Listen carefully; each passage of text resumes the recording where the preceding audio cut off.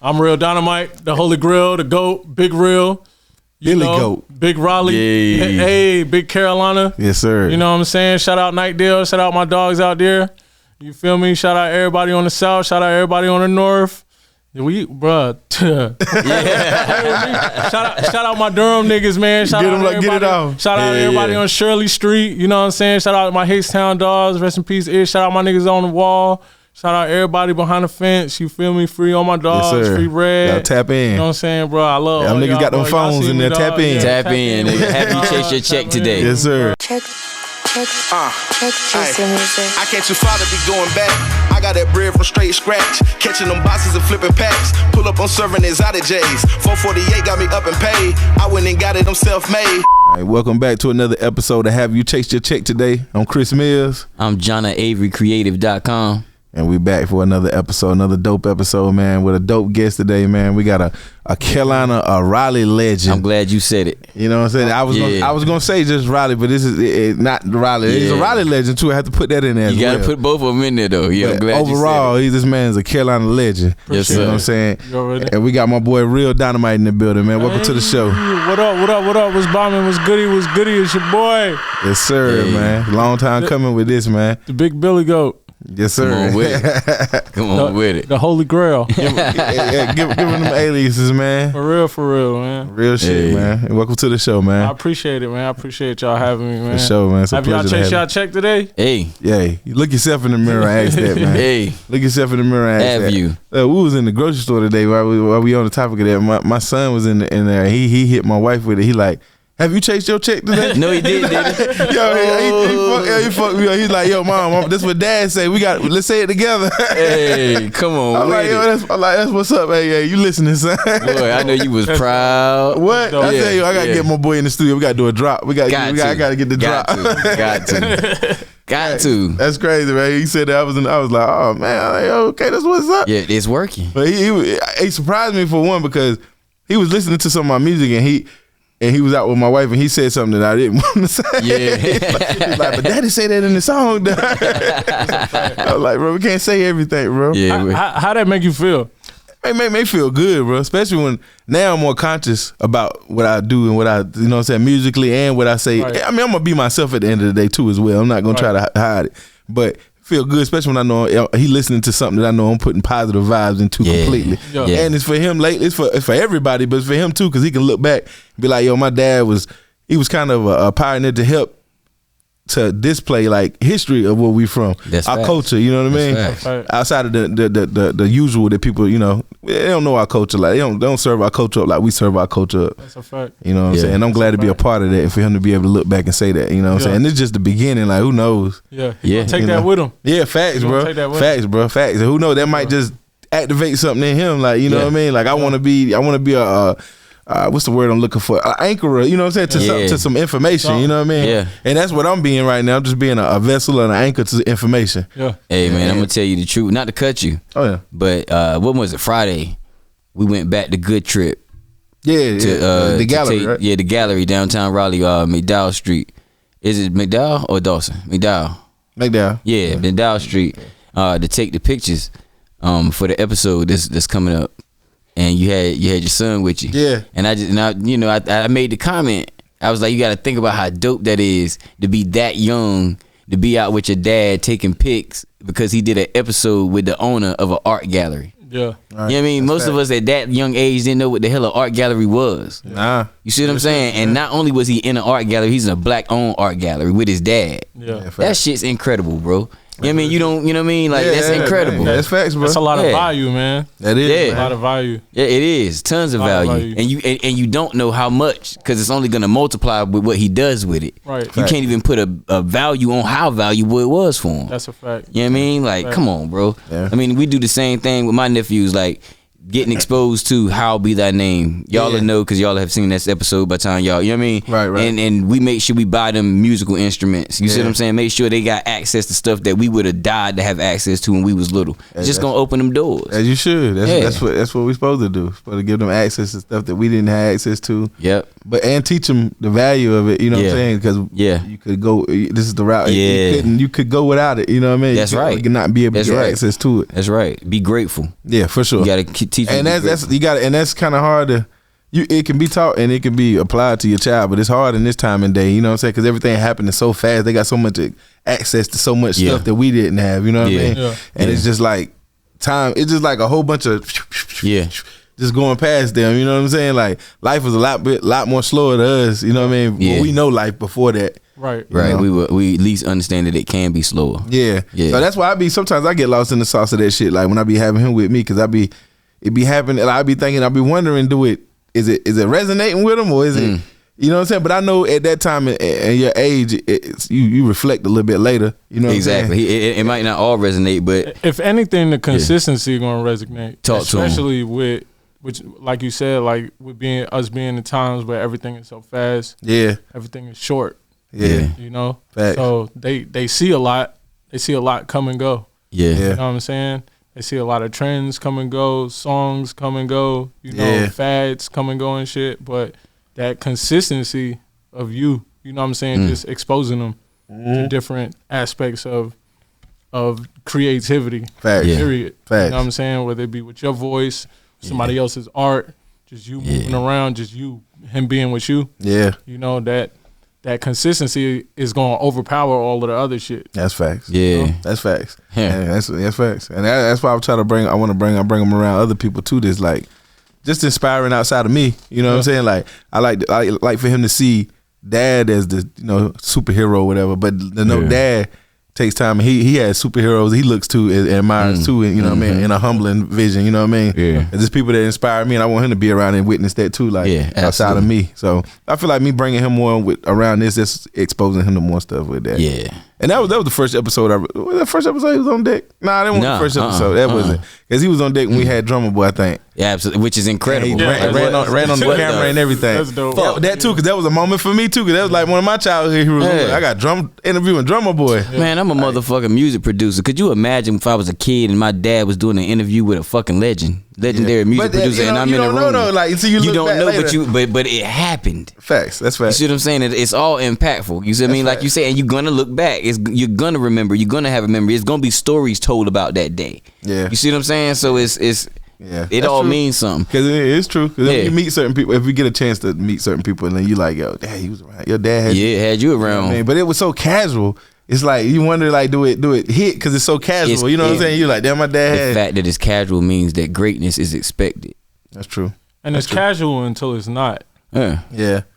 And then when you realize how uncasual it was, how much of an opportunity it was. Yeah. Exactly. That's true. When you're able to sit back and look back in hindsight. The experience was astronomical, but the greatness was normal for us. Yeah. And that's the bar you want to set and shit. Exactly. You know, that greatness that's a part of our household. It's a part of our lineage. You know.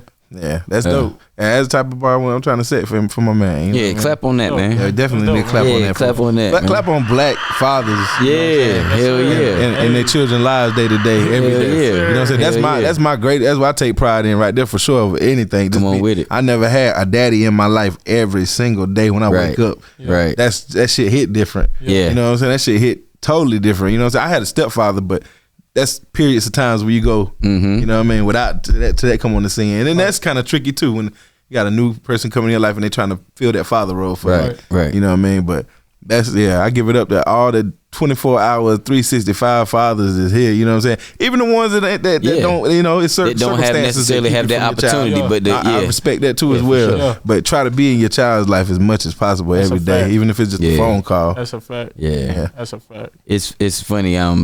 I don't know if I'm giving up trade secrets, but we do some of these shows on the same day, back to back. Yeah. You know what I mean?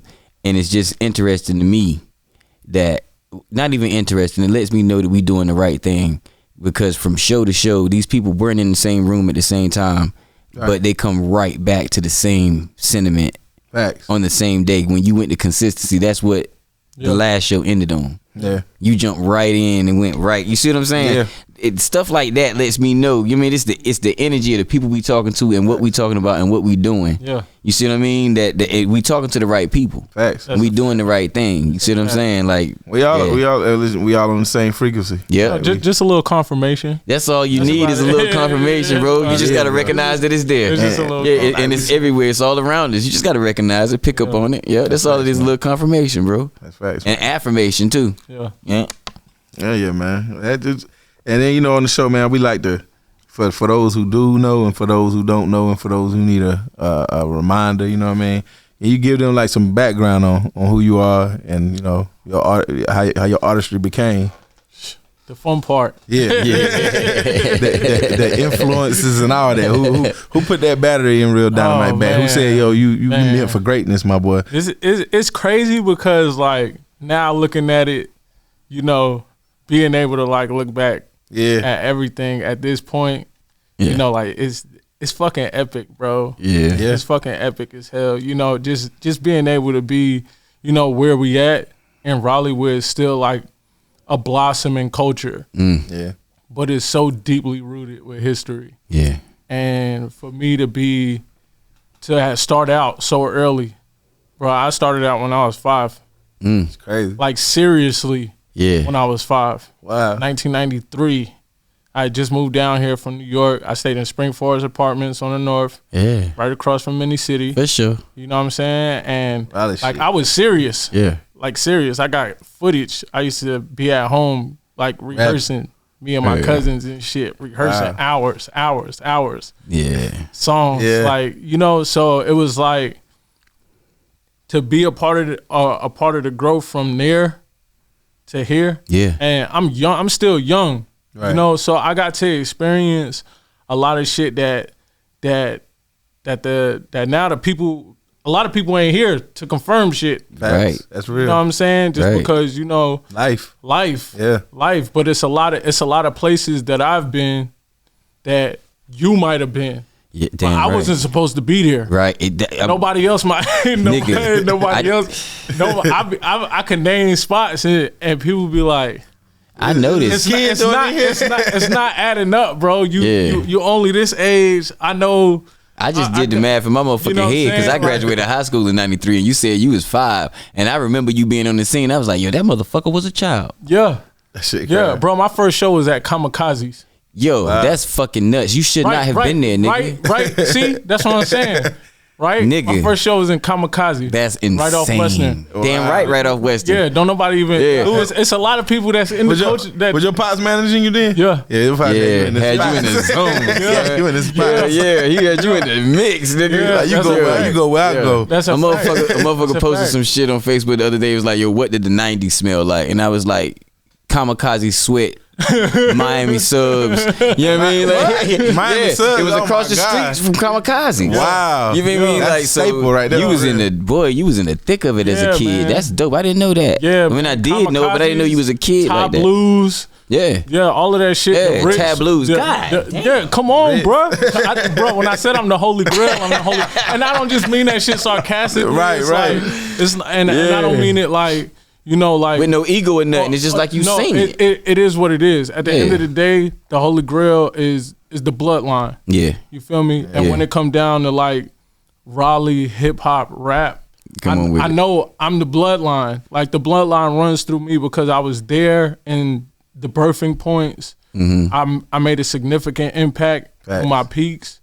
I'm still here. Mm-hmm. You know what I'm saying? And my influences from the beginning. And I was able to witness history created by other people in Raleigh. Mm-hmm. I was there at the club when 200 first came home and performed. Mm-hmm. I represent Raleigh. I was there. I was not supposed to be there. That's right. That's classic shit. I was there. Yeah. I was in the studio when Shook the Crook recorded the P.D. Pablo disc. Wow. I was, you know what I'm saying? Yeah. It's certain point. It's just a lot of pivotal shit in Raleigh history. I was able to be there, able to witness that shit, and then create on my own. Where it's like, I could go back further than anybody. I feel you. Dope, I feel you. And salute 200 and salute Shook the Crook and 9 dudes salute. Raleigh shit. Real Raleigh shit. Yeah, for sure. Wow, that's dope, man. That's dope. So you was in love with hip hop before you came down here? Yeah. Well, I first got my inspiration. I was in Queens, and was watching videos. I was in my grandmother's crib, and Crisscross first came out. Oh, yeah. Crisscross inspired me. Crisscross first came out, and it was crazy because I didn't do music. I didn't do music, but naturally my instinct was like a competitive nature. Like just seeing kids like performing, like doing something, being acknowledged for it, you know, it being dope. I'm like, you know what I'm saying? Be a part of that. Yeah, I want in. Yeah. And from then it was, wow. it's full steam ahead. Yeah. For real. So it was, you know, my pops and my Uncle Brooklyn, they used to write for me and my cousins. And they used to just take me everywhere, bro. Like everywhere. Your pops and your uncle had like musical backgrounds? Or they just there was more like they used to do like club promotions and stuff like that. Okay. Yeah. So they hustle, they pick up on. And they seen the hunger. You know, my two cousins was down here, Snipe Luciano. Yeah. That's my blood your cousin? Okay. That's my first cousin. That's my blood cousin. Oh, that's the last time I saw you with Snipe. We interviewed Snipe at headquarters. Y'all like that, bro. I didn't know that was your blood cousin. Me neither, but I knew y'all was, you know what I'm saying? Like that was your man, though. Yeah. That's my blood cousin. Matter of fact, I think I'm tripping, cause then y'all put up a video y'all when y'all was kids, bro. Yeah, and rapping. Yeah, I remember that shit. Yeah, and that nigga rapping like grown men on that motherfucker. I remember that shit now. Yeah, that's what that was y'all niggas. That's fact. Damn, y'all niggas was the hoodies before the hoodies, bro. Yeah, we was outside. Outside was outside. Yeah, hell yeah, real shit, bro. You know what I'm saying? But it was so dope, man, because I got to be like, it was like a prime time.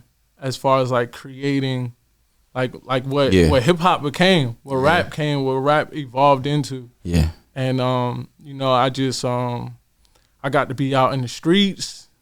You know, my pops used to have me everywhere, just like because it was here, it was bubbling. Yeah. You know, you had the teenagers. That used to be spitting, had they ciphers and stuff like that. Yeah. So I used to be out there. Throw me to the sharks. I'm 6-7 years old. It's either gonna make you or it's gonna break you. Right. You know what I'm saying? Right. And it was cool. So I just stuck with it. And my pops, he ended up catching a charge when I was like 8. Mm-hmm.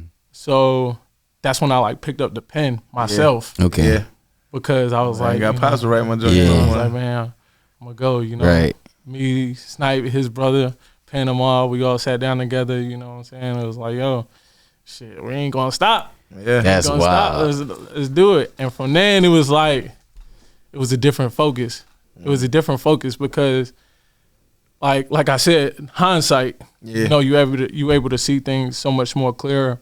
But you know, my first like going through that route, you know, before even wanting to be like famous, before even wanting to have a video, I just wanted to be nice. Yeah, that was the fucking goal back then. Like I wanted to be nice. Yep, I wanted to be like lyrically, vocally, of the guys. Yeah, I wanted to be nice. I wanted to be a dog. Like, and everything else come next. Everything else come next. But that's it. That's what I wanted first. So you know, me writing created that extra push because now it's like, all right, well, if you want to be nice, let's see how nice it is. Let's see how nice it is. So that just sharpened me up, you know, because I'm so ahead of the game because I'm 8.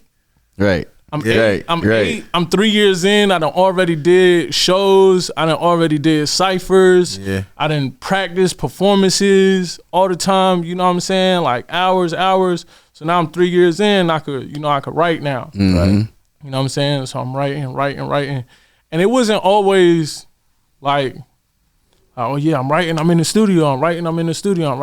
It was just writing. Yeah, I'm still going to school. For sure. You know what I'm saying? Still playing outside, riding my bike. Little book around. But I got my book. Yeah. You know, so when it did come time, when I want to say it was like 98, 99. Yeah, because I was like around 9-10 years old. So that's when my pops linked up with DY.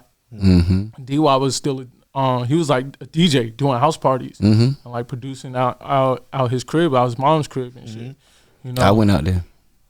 Yeah, and that's the first time I ever used the ASR. Was at D-Wop crib out his mom's crib. Yeah.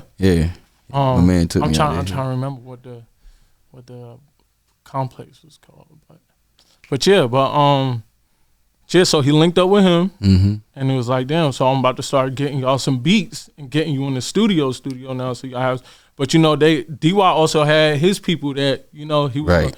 And once again, you talking about 19, 18-year-olds, you know what I'm saying? Yeah. 20-year-olds. You come around. And I'm 10. Like, this is what we focusing on right now. How you looking at how you but you still got to earn your respect though, because like, could you imagine when you were 17? Yeah. And like spitting or doing anything? I anything can. that took like some type of talent, and then a 10-year-old walked in the room and was like, yeah, right. I spit too, nigga. Right. Like, all right. Go ride a bike. All right, little guy. All right, little man. But yeah, so they put that together, and then like 98, that's when they started Hazardous Records. Okay. And that's when they picked up Ike and Shice, which was the Abyss back then. Okay. And it was Shice, Knowledge, and E-Guns. Wow. Good fucking days. Book Brown. Yeah. They picked up Boog. I remember Boog. From the zoo. Wow. It was Adam Bomb. Damn. I remember. Adam Bomb and I remember Adam Bomb. Damn. Their name was Screwface. They had the group Screwface. Had a roster. And so now it's like, okay, now we got a roster. Yeah. So now I'm in the studio with these niggas, watching them create. Right. And they had the studio, whatever. We just got the studio and stuff like that. So everything is like, and this is the first studio. Yeah. Really, this is the first studio in Raleigh, like on some for real black people. Studio, yeah, like on some real shit. For black people. Yeah. For black on that was hip hop based. Yeah, that was hip hop based. There was that other was like, studios you can go to, you know what I'm saying? Post Pro and all that. You can go shit.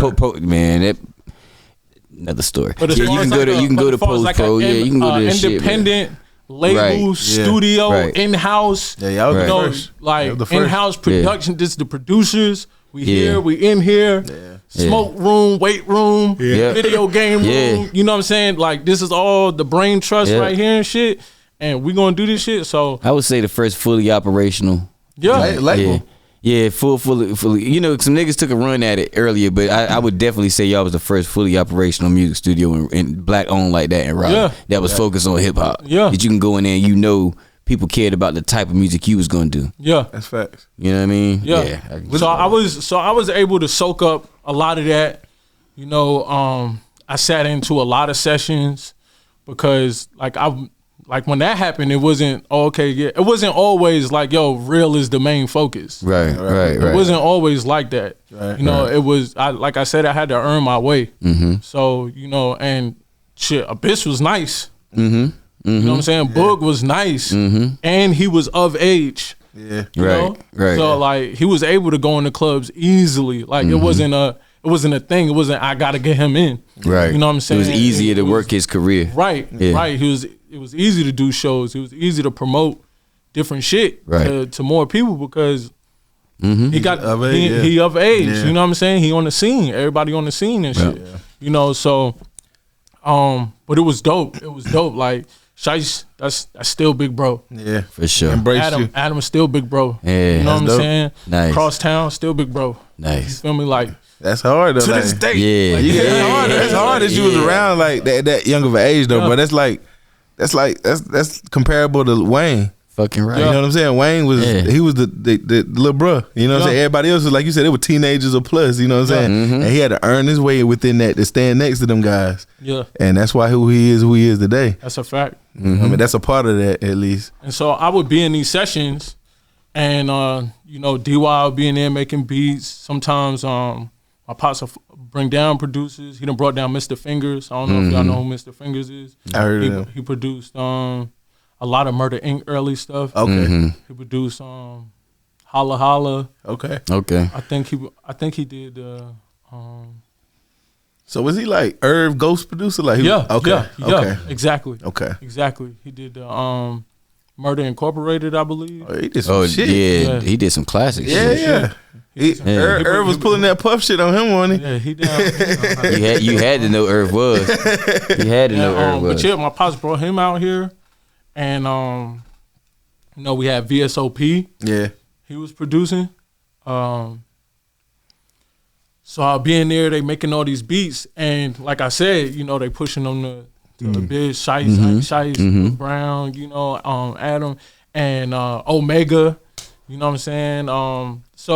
But I would be there, and every beat that was given to somebody, because I had to be there. Yeah, you get first dibs. You hear? No, I wouldn't get first dibs. Not first dibs, but you hear everything first. Yeah, and I'm writing. Yeah, you pinning up. Yeah, like this shit might just be mine. I'm writing. Yeah, you can record your own. That I already know. I'm not gonna get on it. Sometimes I used to be like, damn, I hope I get on this song. I hope I get on this song. Right. And I'd be like, nah. Nah, but you don't want to hear what I got. Nah, it's not enough space. That's gotta suck. But you respect it, bro. Like you gotta, like, yo, you gotta, you know, everybody wants the instant gratification, man. Yeah. You gotta, bro. You got to hit in the gym. You got to hit the gym. You got to put up your jump shots. That's facts. You know what I'm saying? Before them reps. You got to get them reps in. Yeah. You got to get them. There was reps no in. such thing as instant gratification in those years. Yeah, fuck no. None of that. Like you got to put in this work. Yeah, yeah. So I'm writing all the time, just being amongst everything, just soaking in all this stuff. And then my eighth grade year. The summer, I recorded "I Can't Live Without You" with Jeffrey Osborne. That motherfucking shit there, nigga. Oh, I nigga can't live without. Oh yeah. That dropped the summer of me in the 8th grade. Going into high school. That's crazy. That shit. Cy Young, who was the Radio 1 coordinator. They was running that shit. He heard that record. I was like, oh my God. Yeah. Fell in love with it. Yeah. Fell in love with it. Fell in love with just naturally just fell in love with it. Man. And that shit inspired the jump was like the most requested song on Valentine's Day. That shit got some of the bruh. So it grew legs on its own. That motherfucking record shit was on the real, top 88. All that record was real. I Can't Live Without You was it, dog. Yeah. I Can't Live Without You. I did Women's Empowerment. Yeah, I did. That's crazy, bro. Real, bro. The skating ranch, all that. I did the RBC Center, the summer gym when I used to do summer gyms. What year was this? 02, 03. Damn. And you got to think. So this was like was this around the time when didn't Ike Shice have a single too around the time? Was it like that? What kind of? It was like that. You know, around that time it was that whole little Swiss sound going on. Mm-hmm. You know what I mean? But I don't know. I just remember when you had that record out too. I just remember me and my group. We was inspiring to be rappers as well. And you inspired the fuck out of us, bro. Like just to hear you, man. To be like, you know, rap, the hip hop industry, you know, that inspires you in general. Just whoever you look up to upon, you know what I mean. But to know that somebody that's right up the road from me that made a way and making a way and putting in work, that shit just do something. That shit put a whole different battery. I appreciate it, man. Bro. Like that shit. That from. I tell you right here in your face, my nigga. You appreciate that. That did something for me, bro. I appreciate real that. Shit. And on some real shit, like a lot of people that know me, that like really know me, like they know, like that's like the biggest shit for me, because like when I had my shit, like when it was my turn, like when it was my turn, when I had the keys to the car, you know what I'm saying, like I was pulling my niggas in, you know what I'm saying, niggas that just was like, damn, I wanna try that, you know what I'm saying. I was the one that I would really be like, bro, well shit, let's do that. I was never the one to be like, nah, nigga, this me. You know what I'm saying? When I be, you know what I'm saying, kicking it with the homies and shit, yo, real, I'm trying to get in the studio. I want to do that shit. Shit, let's do it. Let's do it. Oh, real, can you do a song with me and record it inside my house and shit like that? Yeah. Right. Let's do it. You know what I'm saying? Like I wasn't above. Right. So to know, you know what I'm saying? Like I was inspiring. Impactful. That's what I wanted. Yeah, for you know what I'm sure. saying? That's what I wanted. For sure. That's your but by law, by God, that's your job at that point. You know what I'm saying? You don't do your job. You ain't doing justice. You ain't doing what God gave you that talent for. I mean, the talent is spread with everybody, but that shit is mainly to inspire. Right. You know what I'm saying? Like, you supposed to use that to inspire the next. Right. And it might not be your fault what you doing, but it's to inspire whatever it is that they doing. And sometimes just trying what you doing unlock what they really need to be doing. You know what I'm saying? What it is meant for them to be doing. But just trying that shit like bro, like she ain't shitting on me. He really like, even if this shit ain't meant for me, he giving me a shot. I can't never say, bro, ain't never open the door for me and be like, bro, you close the door on me on that moment. You know what I mean? Yeah. That shit that stick with a nigga, man. That shit molds a nigga. Yeah, right, every time. So I Can't Live Without You drops, right? And this is the summer of me going from middle school to high school. So I'm going into high school, right? Right. My first day of school, I got a battle. Niggas on your ass like, hey, on my top. I hear you on the radio, the juniors, the seniors, everybody. Niggas on your head. On my top. I'm talking about. I ain't seen a classroom yet. Yeah, that's word on everything. My first day of school, me walking off the bus in the morning, I had the battle. Just because it was like, wait, you talking about? Yeah, it ain't supposed to be you. Young Lil Real, you talking about Rogel? Oh, he coming to Eastwood. He coming here. Oh, bet we finna. Yeah, you know what I'm saying? We been here. Niggas been the lunch table kings for 2.5 years. Yeah. Ain't no way this nigga finna come in here. But I did. You know what I'm saying? Stood on business. I did. You know, I was very, very sharp because, like I said, I've been writing for so long. You know what I'm saying? And the goal was to be nice. Yeah. The goal was to be nice. To be nice. So I was always like inspired by the best. Yeah. Always inspired by the best. You know, just And the moments they mold you too. Them testing moments. That's what come with the territory. Like if I'm gonna wear the crown, that's what come with this shit. That's how you get it. I gotta protect the crown at all bro, time. I opened up for Biggie. Yeah, that's nuts. That's crazy. And Junior Mafia. Wow. Yeah, that's nuts. What spot was that? You remember? Yeah, I know it was somewhere. It was like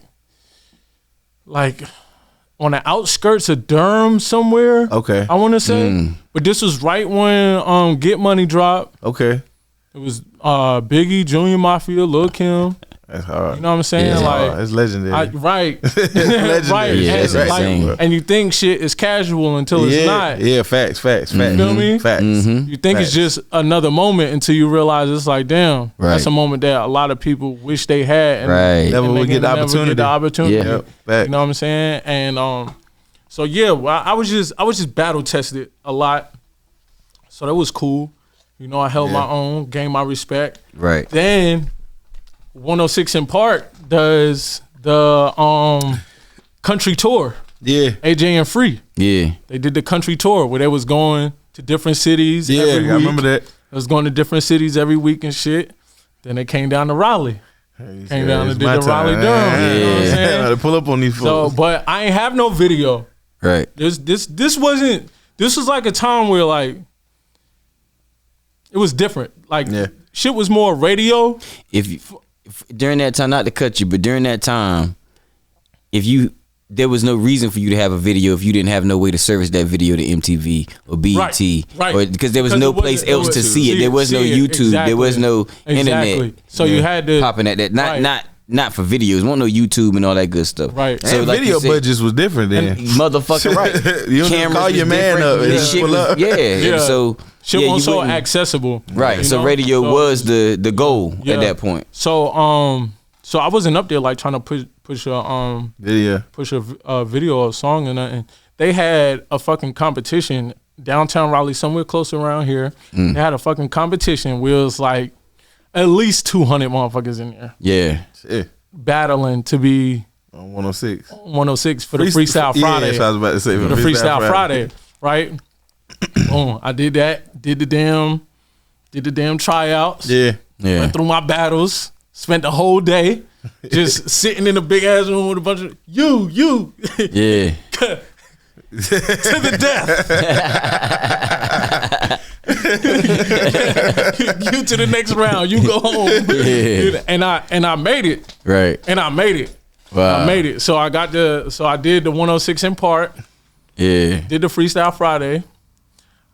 And I changed the rules. What'd you do different? I changed the rules. So when I first started with Freestyle Friday, when I got up there, I don't know if y'all remember, it was AJ and Free. Right. And the rules was no cussing, and you couldn't use the N-word. Yeah, that's a fact. Right. Yeah. So I'm up there. We had the event or whatever. And I'm backstage. And they're like, yeah, they introduced me to somebody. They're like, oh, yeah, this who you finna be battling. It was a girl. Oh, man. I felt that, and no disrespect. No, it's not like it's not like I'm like that was just unexpected. Yeah. If anything, Yeah. And it wasn't like a older female. It was a young girl. Yeah. And I it felt also like alters what you can say to her too. they thought. So,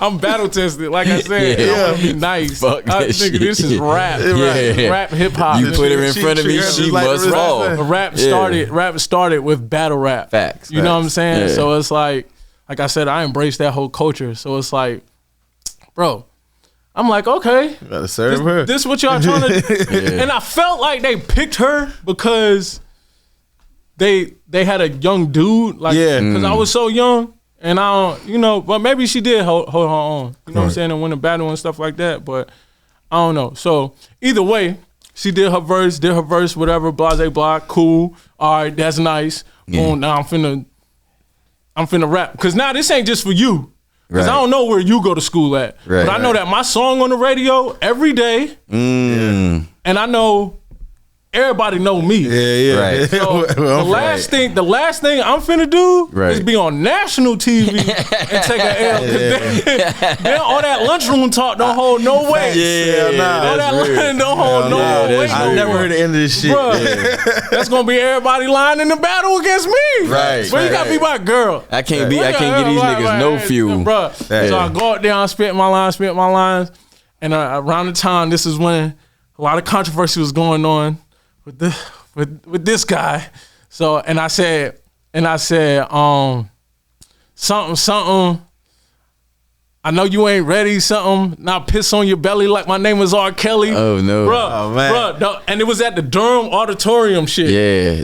And I'm 13. You know what I'm saying? 14. So it wasn't like it was derogatory. It wasn't like a grown man saying it to a little kid. It was It was like young another dude. kid saying it to a kid. It was like And the crowd, like, it wasn't in like a small room. Right. That shit was at that Durham Convention Center type shit. The big PNC. No, not PNC. I don't know if it's the PNC. The Durham Little Theater.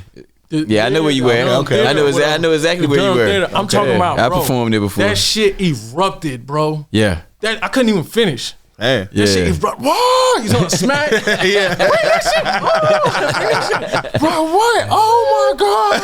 Oh my god! But the judges ain't even know what to do. Yeah. AJ and Free was like, I remember it was Big Daddy Kane, CeeLo Green, and dang, it was Big Daddy Kane, CeeLo Green, and there was one other person. Man, who the fuck was the third judge?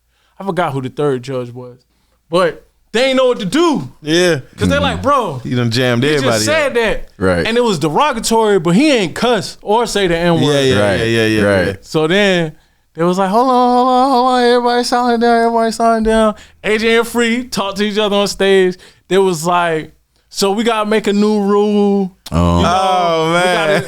Technically, you ain't say no cuss word, but what you said was kind of sexually explicit.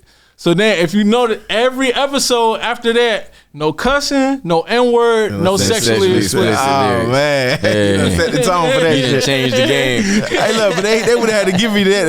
I've been like, this shit start after today. It was cool because after the reaction from the crowd, it didn't matter what they said. It's like certain shit you can't. The scorecard ain't gonna say nothing. I don't give a damn. Like, what even if I didn't win, I won. Yeah, that's right. The crowd. It's like you watching a boxing match. Boxing dude knock him out. Yeah. And they're like, oh no, he knocked him out too hard. Yeah. I'm like, bro, he knocked his hands out. He won. You know what I'm saying? So real shit. That was dope. That was a really dope event. Really dope experience. Then from there, it was just more grinding. I did a song called "Tear Down the House" that got a lot of radio spin. So actually, so from my freshman year all the way through high school, I had a song on the radio at least like every year, a brand new song. And then this back then when you could ride a single for a whole year. Yeah, as you should ride a single for a year back then. Yeah. Right, but I was doing like shows everywhere through North Carolina.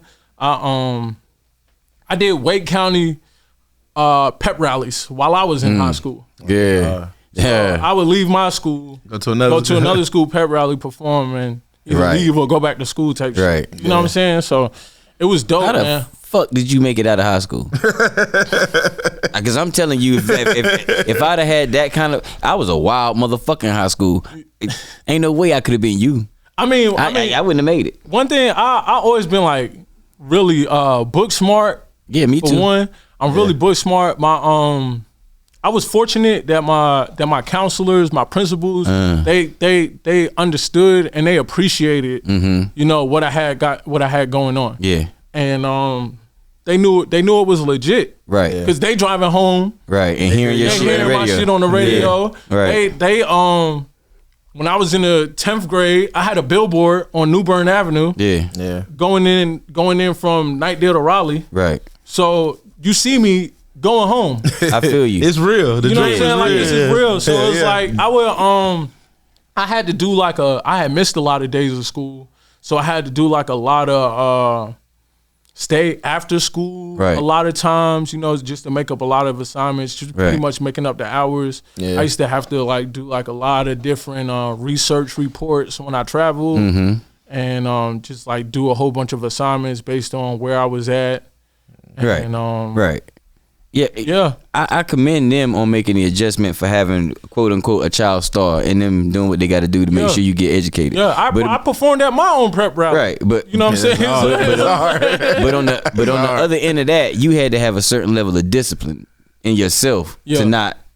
Or at least whoever around them was like, how did that happen? You see what I'm saying? Because as a team, we're not the most disciplined people. Yeah. So was it? But I like I said, I was always book smart. I ain't never want to be no dummy. You know what I'm saying? So like you took pride in, you know, I gotta get knocked my. You wasn't tricking off your opportunity. Even when, you know what I'm saying, I kind of slacked off a little bit. It wasn't bad. Like my slacking off was like C's. Right. You know what I'm saying? That was my slacking. It was like. But a lot of times it would be, you know, just trying to balance everything. That's what I was about to say. Like, I didn't do prom. I never went to prom. Right. I never went to like Winterfest and stuff like that. Never did stuff like that. I never I didn't have a high school spring break experience until the year after I graduated. Right. You know what I'm saying? Like every free opportunity that I had, I was in the studio. You was almost like an athlete. Yeah.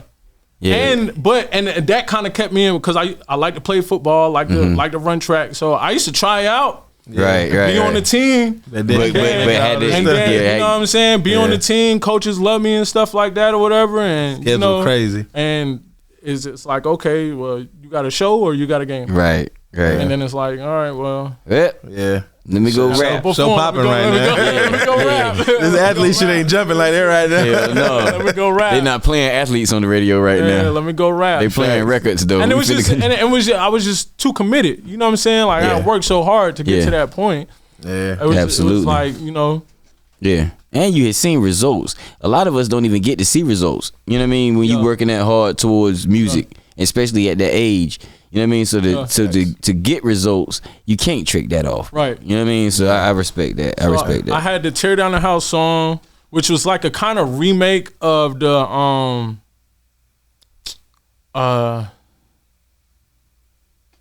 what's that?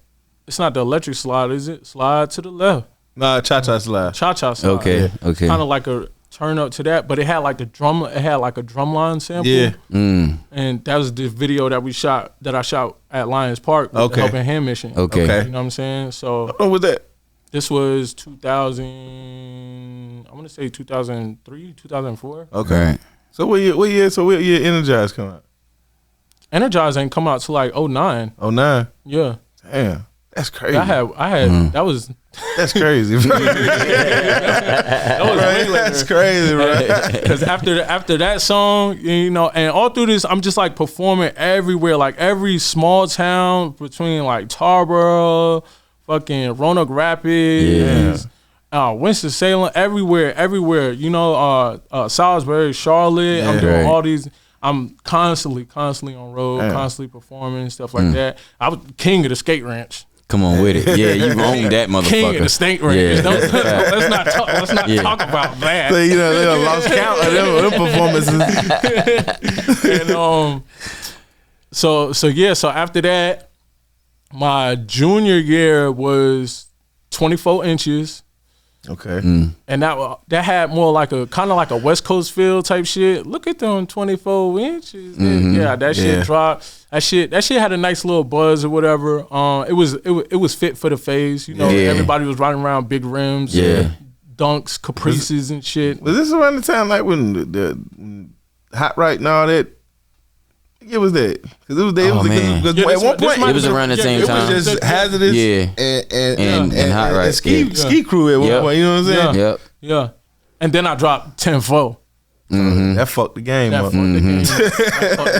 That's what bro was talking about. That fucked the game up, bro. But I feel like, bro, that was that moment where North Carolina slang and all that was like really displayed, like you know what I'm saying.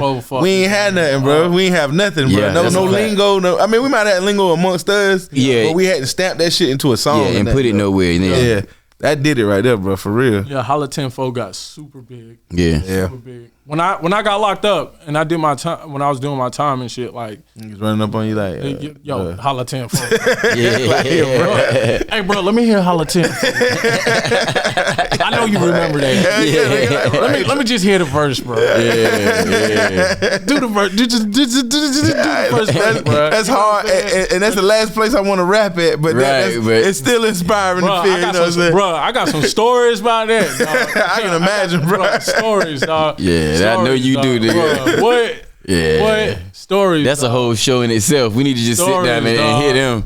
Stories, dog. So yeah, I'm gonna try to speed it up a little bit. So bam, Holla 10-4, going crazy. Then I did a dance song. So because this was like around the Franchise Boys era, you know what I'm saying? D4L, ringtone time. So after that, I dropped the joint Peekaboo. Remember that? I was dance, shawty in the club, like what it's gonna be. I got my groovies on, so I really can't see. Got in the club and we finna get loose. Now we in the club playing Peekaboo. So you have a feature on it. One Incarceration was it one? Yeah, they got a feature on that. Yeah, I remember that. And then this is when YouTube first dropped. This is when YouTube first dropped, and so I had started having people like doing dances. Yeah, like making up a Peekaboo dance, doing dances to it. Right. So boom, that shit start building up some momentum. Yeah. Right. One of my bros that I went to high school with, his little brother he calls me on his phone. He's like, yo, my little brother need to talk to you. I'm like, yo, what's up? he's like 12, 13, right? Yeah. But he's on the internet. He's like, yo, I was just watching his Soulja Boy interview and your music was playing in the background. Wow. He was like, yeah, Soulja Boy was talking about how all he do is be on YouTube and shit. And he was like, bro, he was like, bro, Peekaboo was in the background. Bro, crazy. Word to God. No more than 3-4 months later. I already know What's the song? Because the dance didn't go with the song. Right. I don't really know what you're talking about. I can see it. It was a shit with him and Bow Wow. Yeah. Kiss Me Through the Phone. No, not Kiss Me Through the Phone. It was Marco Polo. Marco Polo, yeah. Marco Polo. Yeah. Now, Marco Polo is a game that you play in the pool. Yeah. Where your eyes are closed and you're trying to find somebody. Right. Oh, man. Right? Yeah. But they in the video the Peekaboo. Hitting the Peekaboo. So man. it was like, yo, scratch that. Right. You know what I'm saying? Because he got the jump on it now. Yeah. Because like, bro, I can't. It's Soulja and Bow Wow. Yeah. Like, bro, you ain't got a chance in hell. Bro. Yeah. It's like, damn. But you know you're on the right path, though. Niggas is on the wave. Affirmation, confirmation. That's where we started. You like, all right, I got this. Yeah. You know what I'm saying? I got this. Like I said, we started with affirmation and confirmation. So, so through this time, but shit like that be like, semi-discouraging sometimes, in a sense where it's like you got snubbed, like you got snubbed to your shit. Yeah, it's like, damn, nigga just jacked me for my shit, kinda, and I gotta go back to the drawing board. Yeah. Now, mind you, like I done graduated high school now. Yeah. So now this is 4 years of a consistent like effort. Mm-hmm. Yeah. You know what I'm saying? A shit consistent dead ass sacrifice. serious. Like this shit is serious now. Yeah. It's like, bro, like, like come on now. I'm no longer a kid. Yeah, like we doing this shit for a different. Hey, low key, you feel like how do your favorite? Like you want to slap one of these niggas? Like bro, you taking food off my plate, bro. Like bro, but that shit ain't sit too well with the boys on my dogs on Corey Street and shit. Nah, I know y'all heard about what happened when he went to Weebods. Who? Soulja Boy? Yeah. Nah, they got on his ass out there. Wow. Hey, Soulja, hey, man. Hey, fuck shit, catch up with you. Hey, Raleigh is definitely not the place to be an artist and come through here playing games. Shout out to all my family on Corey Street, 700. Rest in peace, Hitman. Hey, man. QMW. Had to pull up on them. Yeah, I love my dog. I love him because, like I said, I'll be there. Like I was never beyond shit. Right. You know what I'm saying? So I have shows. I pull up. I had my shit, my van wrapped and shit. I pull up right on Corey Street, right on High Tower. Like, yo, bro, y'all hop in. You know what I'm saying? Y'all hop in. We're gonna go. You know what I'm saying? Y'all pass out some T-shirts or some shit. Y'all chill. We're gonna go to the shows. Whatever. You know what I'm saying? I'm gonna show y'all something different than just the block all day. You know, or just coming through just shitting on niggas instead of bringing y'all in my world. Like, come fuck with me, bro. Like, I ain't coming through here to show y'all what. Nah, never. You know what I'm saying? You know what I'm saying? Fuck with me. Fuck with me, bro. Like, y'all go where I go. Yeah. That type of shit. So, you know, it's love. Yeah, it is. So after that, you know, I kind of chilled. Went back to the drawing board, live life. Just graduated high school. So I ended up going to Wilmington for college. School you went to out there? Cape Fear. Okay. Yeah. Okay. I went to Cape Fear out there and studying business. Okay. And it was dope. It was dope. Like I said, I always was like super into the books and stuff like that. Like, so school came easy for me as long as that was my focus. Right, interested. So it was cool. And then kept getting calls like, yo, you gotta come back to the studio. You gotta come back to Raleigh, bro. Yeah, we need you in the studio. Shit's lit, bro. Yeah, I got some beats. So then they played the I Do It beat for me. And I'm like, all right, bet. So I do my thing and shit. Yeah. And I do it. Yeah. He steady knocking. He steady knocking. Yeah. With the stage go. And I do it, bro. What? That shit was crazy. Somebody rolled me up a blizzard. I got a spaceship parked in the prison. Yeah. Bro, that shit took off so fast. That shit was the one too. I could barely go back to school. Right. Again. Right. You know what I'm saying? It was like, bro, hey, I know you got class in the morning, but yeah, we got your ass. Yeah, we got shows now, bro. Like shit taking off. Then we went and I did a show in Charlotte with Ace Hood and Khaled. Performed there. Well, they was there doing the performance and shit. Next day, they like, yo, Ace Hood want to hop on the remix, you know what I'm saying? Khaled gonna do the intro, shit like that or whatever, you know what I'm saying? Oh man, John Boy did that shit. We the best. He hopped on it. We the best, nigga. Crazy. He gave me one of my aliases, nigga. Yeah, super real, nigga. You super real Dynamite, nigga. Damn, you nasty. You feel me? That's crazy. So that was all. That feature. That was all off just love, just bruh. Like we fucking with this record, bruh. Wow, that's niggas crazy. don't do that shit. Hell no, that's abnormal. That's different, my nigga. That's giving up. And he ended up hosting a mixtape that I had dropped called "Put Up or Shut Up." That's fire. Yeah, that's dope as hell. Yeah, so. And then them niggas were putting out shit then, like damn they right. had a wave around that time. Damn right. Was this the I'm So Hood? Yeah, and all that? It's all of it. Yeah, this in the middle would be the best. Yeah, bro. God did. We wouldn't even early. We wouldn't even have known if it wasn't popping yet. Yeah, we wouldn't even have known if we, you know what I mean? Like we knew when we started hearing the tags. That's when they started popping, you know what I mean? Yeah. So that song took off. Then you know you got the fucking Khaled cosign and shit like that. It's going crazy. Stupid. Then after that was the Energy. Okay. That's when the Energy dropped. Then we shot the video. Yeah. Did all of that, you know what I'm saying? Ended up signing the deal with that was a crazy little time. Them two songs, bro. Nice.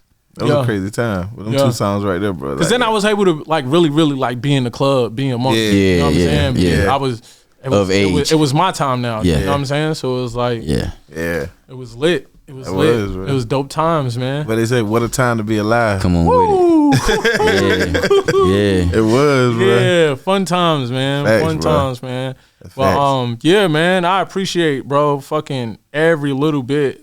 You know what I'm saying? Of everything, everybody that supported me all the way through that shit. You know, because super huge support system, dog. Yeah. Huge support system. You know what I'm saying? Like, bro, my song, like, out of like the 7 heavy rotation songs that I actually had on radio stations type shit, like, bro, 4 of them were like the top requested songs. Yeah. Here, Greensboro radio, Charlotte radio, like, bro, like, Crazy. Right. I had the Carolinas going crazy. Right. Bro, And you motherfuckers would never Yeah, understand how hard it was to do you that. can't take that away, Nah, bro. you Like, can't. you Hell nah. can't Yeah. beat those statistics, dog. Nah, hell no. And them Nah. statistics was way more pure than they are now. Man, it ain't nigga, all that. please. It can't. Yeah. It can't be fake. Right. You That's know what I'm saying. Ain't no Like, bots. Ain't no bots. Yeah, Ain't none of that. no- Those ain't real no bots. people real folks listening calling today, in. people Yeah. listening today may not. They just can't understand how hard it was to do that.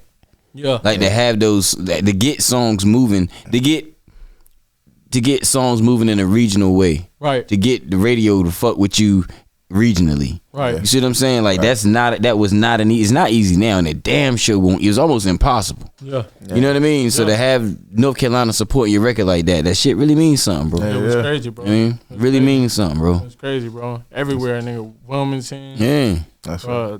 Everywhere. Yeah, I know a lot of people that tried it, and a lot of people that feel, and a lot of people tell you North Carolina don't do that. It's just not true. North Carolina does do it. You just got to keep working and do it right. Yeah. You know what I mean? Yeah. Yeah. That's a Yeah. fact. That's facts. You gotta have them. You gotta have them ones too. You got to have the motherfucking ones. Ones and that You team, gotta have man. them It's ones. a team Gotta have effort. them It's a ones. team Yeah. Yeah, effort you too. definitely gotta Yep. have a team. The Man. team Everybody effort, got to man. be on the same page. Yeah. Everybody got to be on the same page and shit. So yeah. So off of that, I signed my deal with Warner Brothers and Asylum and shit. Mm. You know, that was big. Damn right. Yeah. Yeah, man. Right when I was supposed to cash my check, man. The check cashed me. I ended up catching a bid, man. You know what I'm saying? Like, got into a crazy situation with my family and shit. Right. And you know, because of who I was, how profile the case was and shit like that. You know, it was just a lot of different behind the scenes shit. Yeah. A lot of politics based in the shit, bro. Convictions is a motherfucker. Yeah. Yeah. Yeah. Niggas need, like, we need hits, they need convictions. That's a fact. You know what I'm saying? So Yeah. it's like, I could have got out if I would have testified. Right. Right. You know how that go. Yeah. But, you Yeah. know, Yeah. You stayed on business. Stayed on stand on that shit. yeah, man. Yeah. That's how you know. So yeah, I ended up doing 5, but I did my first year and a half in solitary. Jeez. Yeah, bro. Yeah. A year and a Jeez. half straight, bro. Man. And now, mind you, my first day, cause I ain't have no record and shit like that or whatever. Right. And we got bagged in Atlanta, in Fulton County. When I was locked up in Fulton County, I was in the dorm right next to Gucci when he was locked up. Oh wow. Damn. Yeah. Yeah. So we got bagged out there, and so I was out there for like 2 weeks. And this was my first like jail experience, period. You Yeah. know what I'm saying? So they put me in, you know, regular population, got a bunkmate in the county, you know, just like you see on the TV shit. Yeah. They be showing Fulton County in there. Yeah. Niggas in the blues, 2 to a bunk type shit, you know. I was fortunate to have a cool cellmate and shit. He just had a lot of books. Yeah. Just like, yo, shit, nigga, you can read if you want to read and shit. Yeah, it's You alright. know, I had when you eating good, like the last thing that hit you is your appetite in there. You know what I'm saying? Right. So I used to trade all my trays for cakes and fruits and shit. Yeah. He like, oh shit, hell yeah, just take this shit. You know what I'm saying? I'm like, bro, I ain't gonna eat this shit, bro. Facts. Just give me your orange, bro. Yeah, You know yeah. what I'm saying? Like, but I just chilled and, you know, I just sat back, observed. You know what I'm saying? We kicked it. Bro was a cool dude and shit. And I was only there for like 2 weeks. I bounced, but when I came to Wake County and shit, they dressed me out. I'm in my orange and whites or whatever, and I'm waiting in a holding cell. And everybody's getting sent to they blocks and shit like that. I'm the last one in there. I'm waiting and shit. So they come back with like a red and white one-piece jumpsuit. And I'm like, all right, well, you know. Now, mind you, in Atlanta, when you in the county, you got your blues, your 2-piece blues and shit. But if you wear a red jumpsuit, that means that you're going to prison. So I'm like, okay, well, just getting ready to get transferred. They about to transfer me somewhere else. No, nigga, that means you're going to solitary in Wake County. You're going to solitary. So I'm like, I'm in the elevator with the CO and shit. He like, this your first time? I'm like, yeah. He like, you know where you going?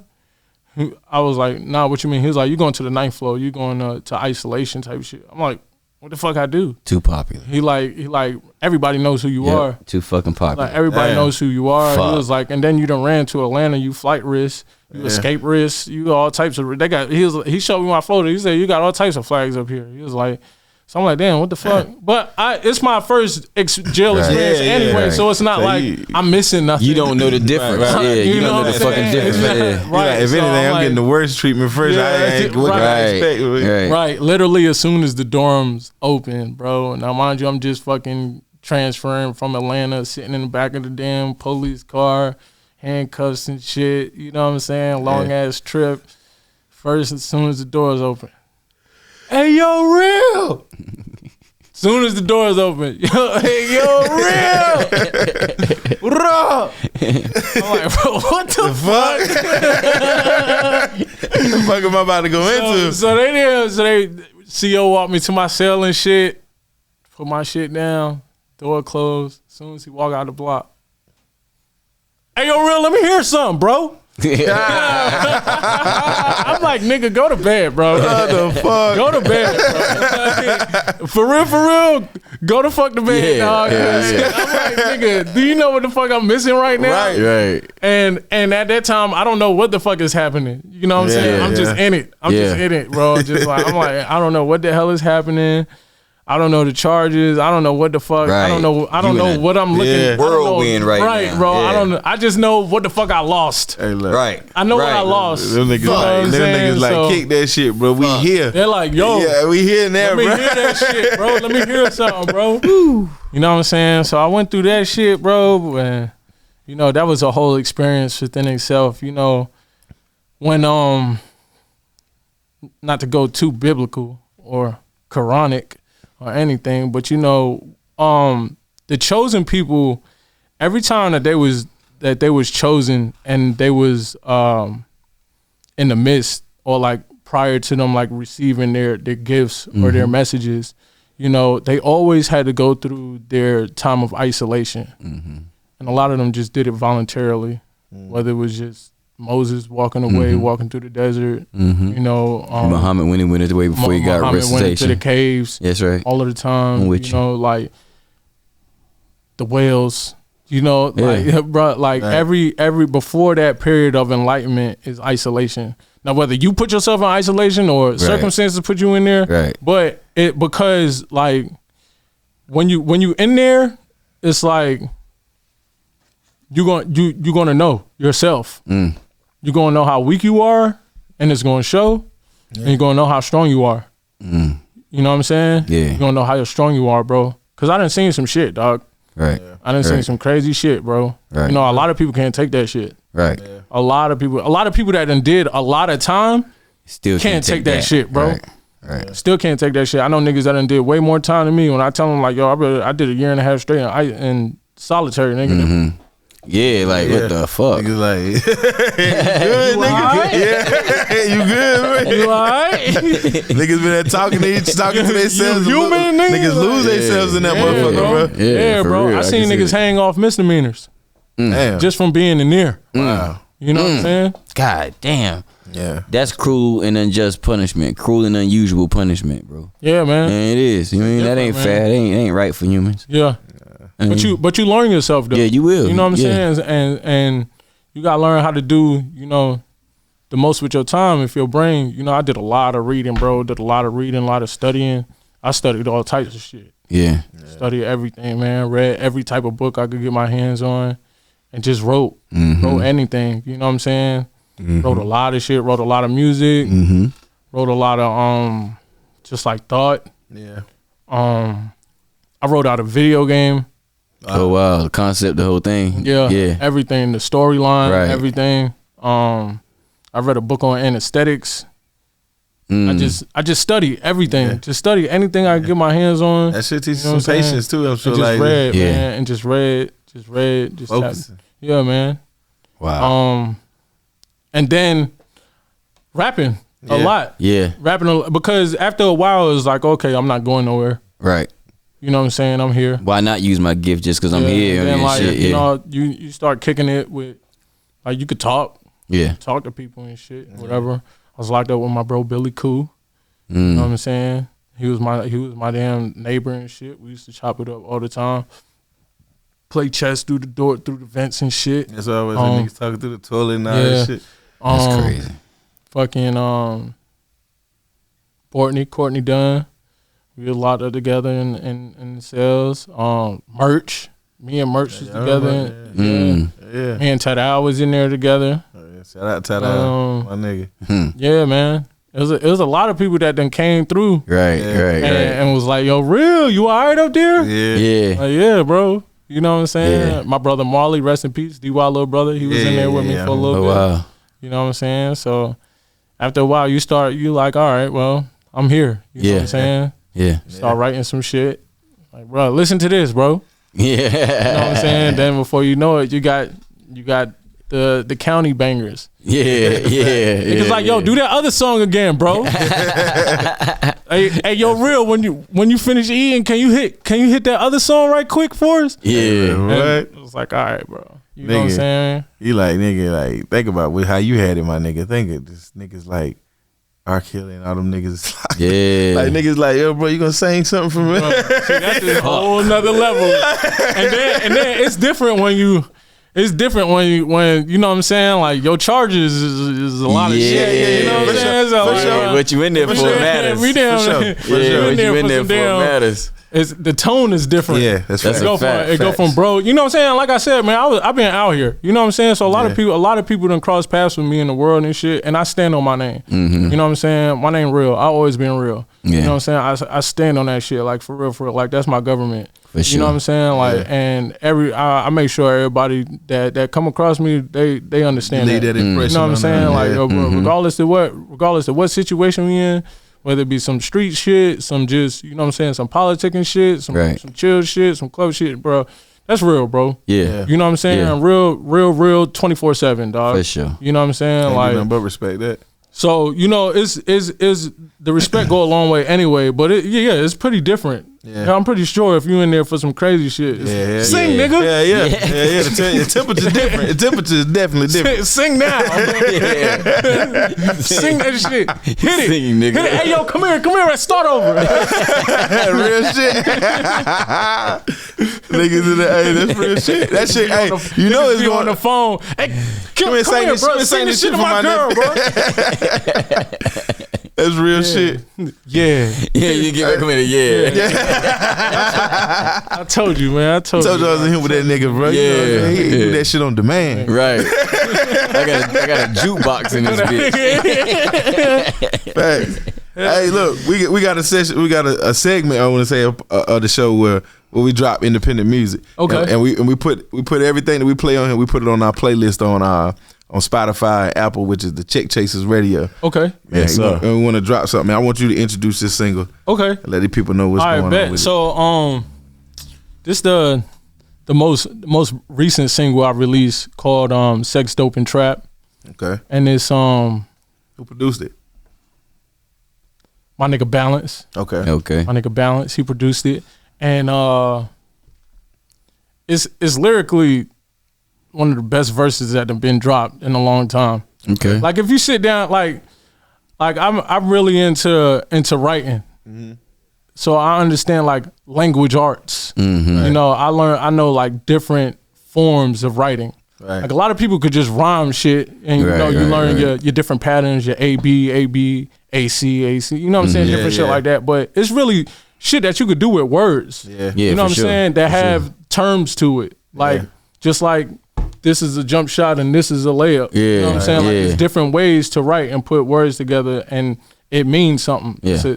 It's a different combo. Yeah. Right. You know what I'm saying? Right. And that song, I feel like Sex, Dope, and Trap, like, it's just like, it's on a different level. It's on a different level because it's so raw. It's so raw. The title speaks for itself. For sure. But lyrically is there. Hey, all right, let's get into it. Yeah, let them hear it.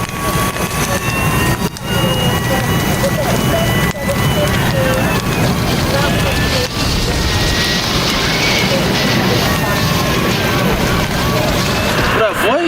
Tell me that.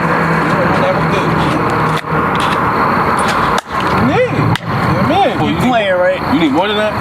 Boy, what is this? I'm saying, like, this is the quarantine or some shit? quarantine crazy, man. Last Man, week here. man, come on, man. I'm gonna take you to the trap, my nigga. This shit ain't nigga. Come on, we got it. Dynamite. Good or you? Good. This nigga got me here smoking popcorn ministry. Look, man, I need the gas, man. I pay the numbers, man. You got the gas? You know my trap always open. Alright, man. I hope you got the scat ready. Let's go. Oh, oyster baby.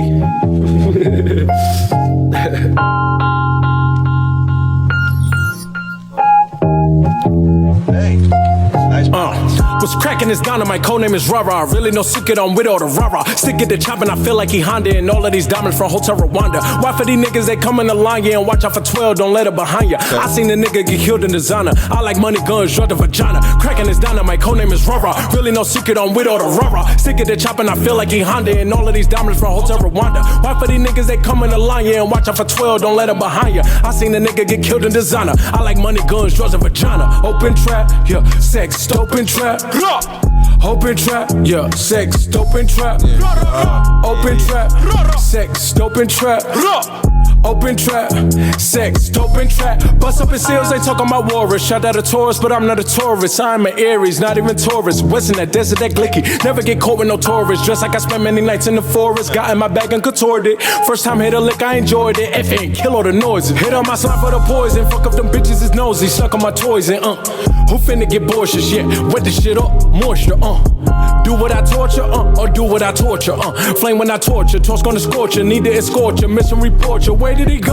All of his homies don't know. Did all the laundry, you first one to fold. Stood on my two when they shit us to do. Never say still, boy, I gotta bust move. Trapping and running, thugging and busting, he sucking and fucking in my interlude. She cooking up dope in the new. I just want smash without trying to be rude. I just want fuck like I'm Devin the dude. I've been out slinging beer all outside the cruise. Count up hundreds, ooh, yeah, I set the move. Tatted up A&D, need another tube. A&K, put another nigga on the news. BB King, yeah, I get up on the blues. Rah, rah, rah, ooh, took him out of shoes. Rolling up strong, caught a Pat Terry Crews. Pat Wood punch, let him alone with a bruise. Bitch shells, Leonardo, Donatello with the ooze. Bitch shells, Mikey and Raphael with the ooze. Bitch scale, busting down bills for the crew. Make a movie cinematic with a semi-automatic. Presidents rolling in the game, Democratic. Old money geriatric, rolling on Airmatic. I was on an air mattress, now I'm in an air mac. I need my own air mattresses. Now I'm in my frequency. I don't even hear static. Y'all niggas weird acting. A vigilante Wu-Tang diplomatic. Black man Asiatic. Middle finger to the systematic.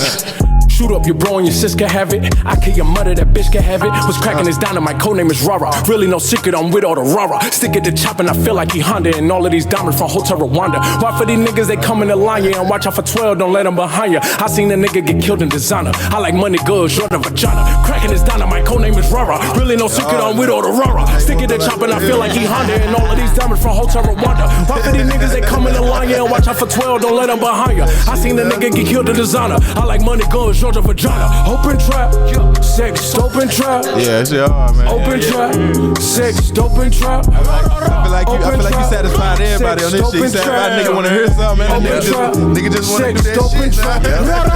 Open trap, sex, open trap, sexy. Open trap, sex, open trap. So Check Chaser music. That's hard. That's hard right there, bro. Yeah. That's hard. Yeah, that's hard. You ain't got no choice but to move, man. You a motherfucking hater if you ain't moving. Yeah, you spitting on that motherfucker. Hell yeah, coming the fuck off on that shit. A lot of double entendres. Yeah, appreciate it. Yes, sir. Catching them shit. That's MC shit right there. Yeah, that's MC shit. Giving it to you how you like to hear it, but that's MC shit going on right there. Yeah. That's what's up, man. I respect that, man. It's the last of a dying art, man. It's like a dying art, man. Yeah. That need to be, you know what I'm saying? Don't get me wrong, these other guys, like we were just saying, it's gonna be a resurgence of niggas that rap. You know what I'm saying? So. Yeah. That's coming. And we do got a few of them that we like right now. Even the Kendricks, you know what I'm saying? Right, the Jigs and stuff like that, But I feel like that shit is just a wave about to come through and just, like, we about to get back to what it was. You know what I mean? Yeah. You know, the music industry, the business side of it fucked it up. A lot. It fucked it up, but then it changed niggas' lives at the same time. Yeah, it presented opportunities, but the art side of it suffered. Yeah. You know what I mean? I really don't think that. I wouldn't say that it suffered in a sense because, like, once, like, for a while, you know, like, time every genre has had its spot as like the top genre in the country or like in the world. And you know, pop had its time. You know, jazz had its time. Yeah, for sure. Right. You know, rock had its time for a long time. Right. Rock probably had like the longest, you know, stronghold as far as like the number one, Right. you know, genre in music. And with hip hop rap becoming the number one genre in music over the past like decade or so, Right. you know, it opened up for one different avenues of expression through hip hop, Right. and it also like created a lot of integration of other genres I agree. with hip hop. Facts. Hip hop was started off of, you know, other It's an amalgamation. right. Hip hop is an amalgamation of other genres of music. The first beat was somebody else's song just being scratched and looped. That get down. That's what we call it. Right. The get Right. So it's like it started from integrating other, you know, like Right. other sounds. So now it's like now I could take that sound and I don't have to be rock. This shit's still rap. Right. But I could be Playboy Cardi. I could be Lil Uzi. Yeah. And it's rap. Yeah. Where I could just express myself. Facts. Why I love that too. At the same time, you know, like you got niggas that could spit, but Right. you also got songs that you can make Right. Yeah. where you can just be like, Right. dang. Right. Yeah. It's a vibe. It's a feeling. I don't disagree with what you. I don't disagree with what you're saying. Well, part of what you're saying, but I do think the art has suffered. And let me tell you why.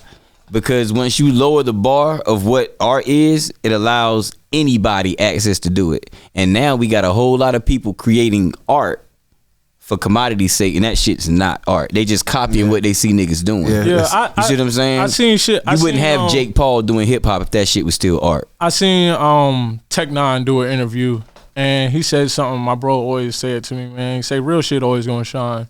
Yeah, facts. You know what I'm saying? Yeah, so I agree. Regardless to how wide the range gets, and you know, it's a beautiful thing, dog. Like it's a beautiful thing that now just with the creation of so much technology, where you're able to set something up like this inside of a where you're able to, you know, have a studio, and right? Like we're professional with Pro Tools. I don't have to rent an office building and go to fucking Sam Ash and buy the biggest mix board. Yeah, it's not necessary. That shit would be inside the Mac. Fucking soundproof a whole room. Right. Yeah. I don't have to do all of that shit. That's a fact. I could sit right in my room. Yep. I could have a mic and I could record my shit. Like, bro, that's a beautiful thing, bro, because you never know who's gonna. It is. You never know what's going to spark. You never know where the next spark of greatness is going to come from. Yeah. And the fact that we are still able to acknowledge the dope, you know what I'm saying? The ones that's like true. I don't want to say the dope ones because everybody that's doing that shit is dope in their own way. But as far as like the ones that's to an extent. To an extent, some of that, you can be ass. You ain't got just because you doing it don't mean. But you can still be dope. You can still be dope. But as far as the foundation of hip hop, we still have that. Like you said, we still got Kendrick, we still got it. We still got it. And it's not like they like snubbed that. We're not like, we like shit. Absolutely. J. Cole on 21 shit. Absolutely. Absolutely. Yeah. You know what I'm saying? I mean, I totally understand your argument. Bro, going. You know what I'm saying? I totally understand your argument. And it's a lot of people. It's a lot of people that's just going. You know what I'm saying? And that's going with that. I totally understand your argument. I don't 100% agree.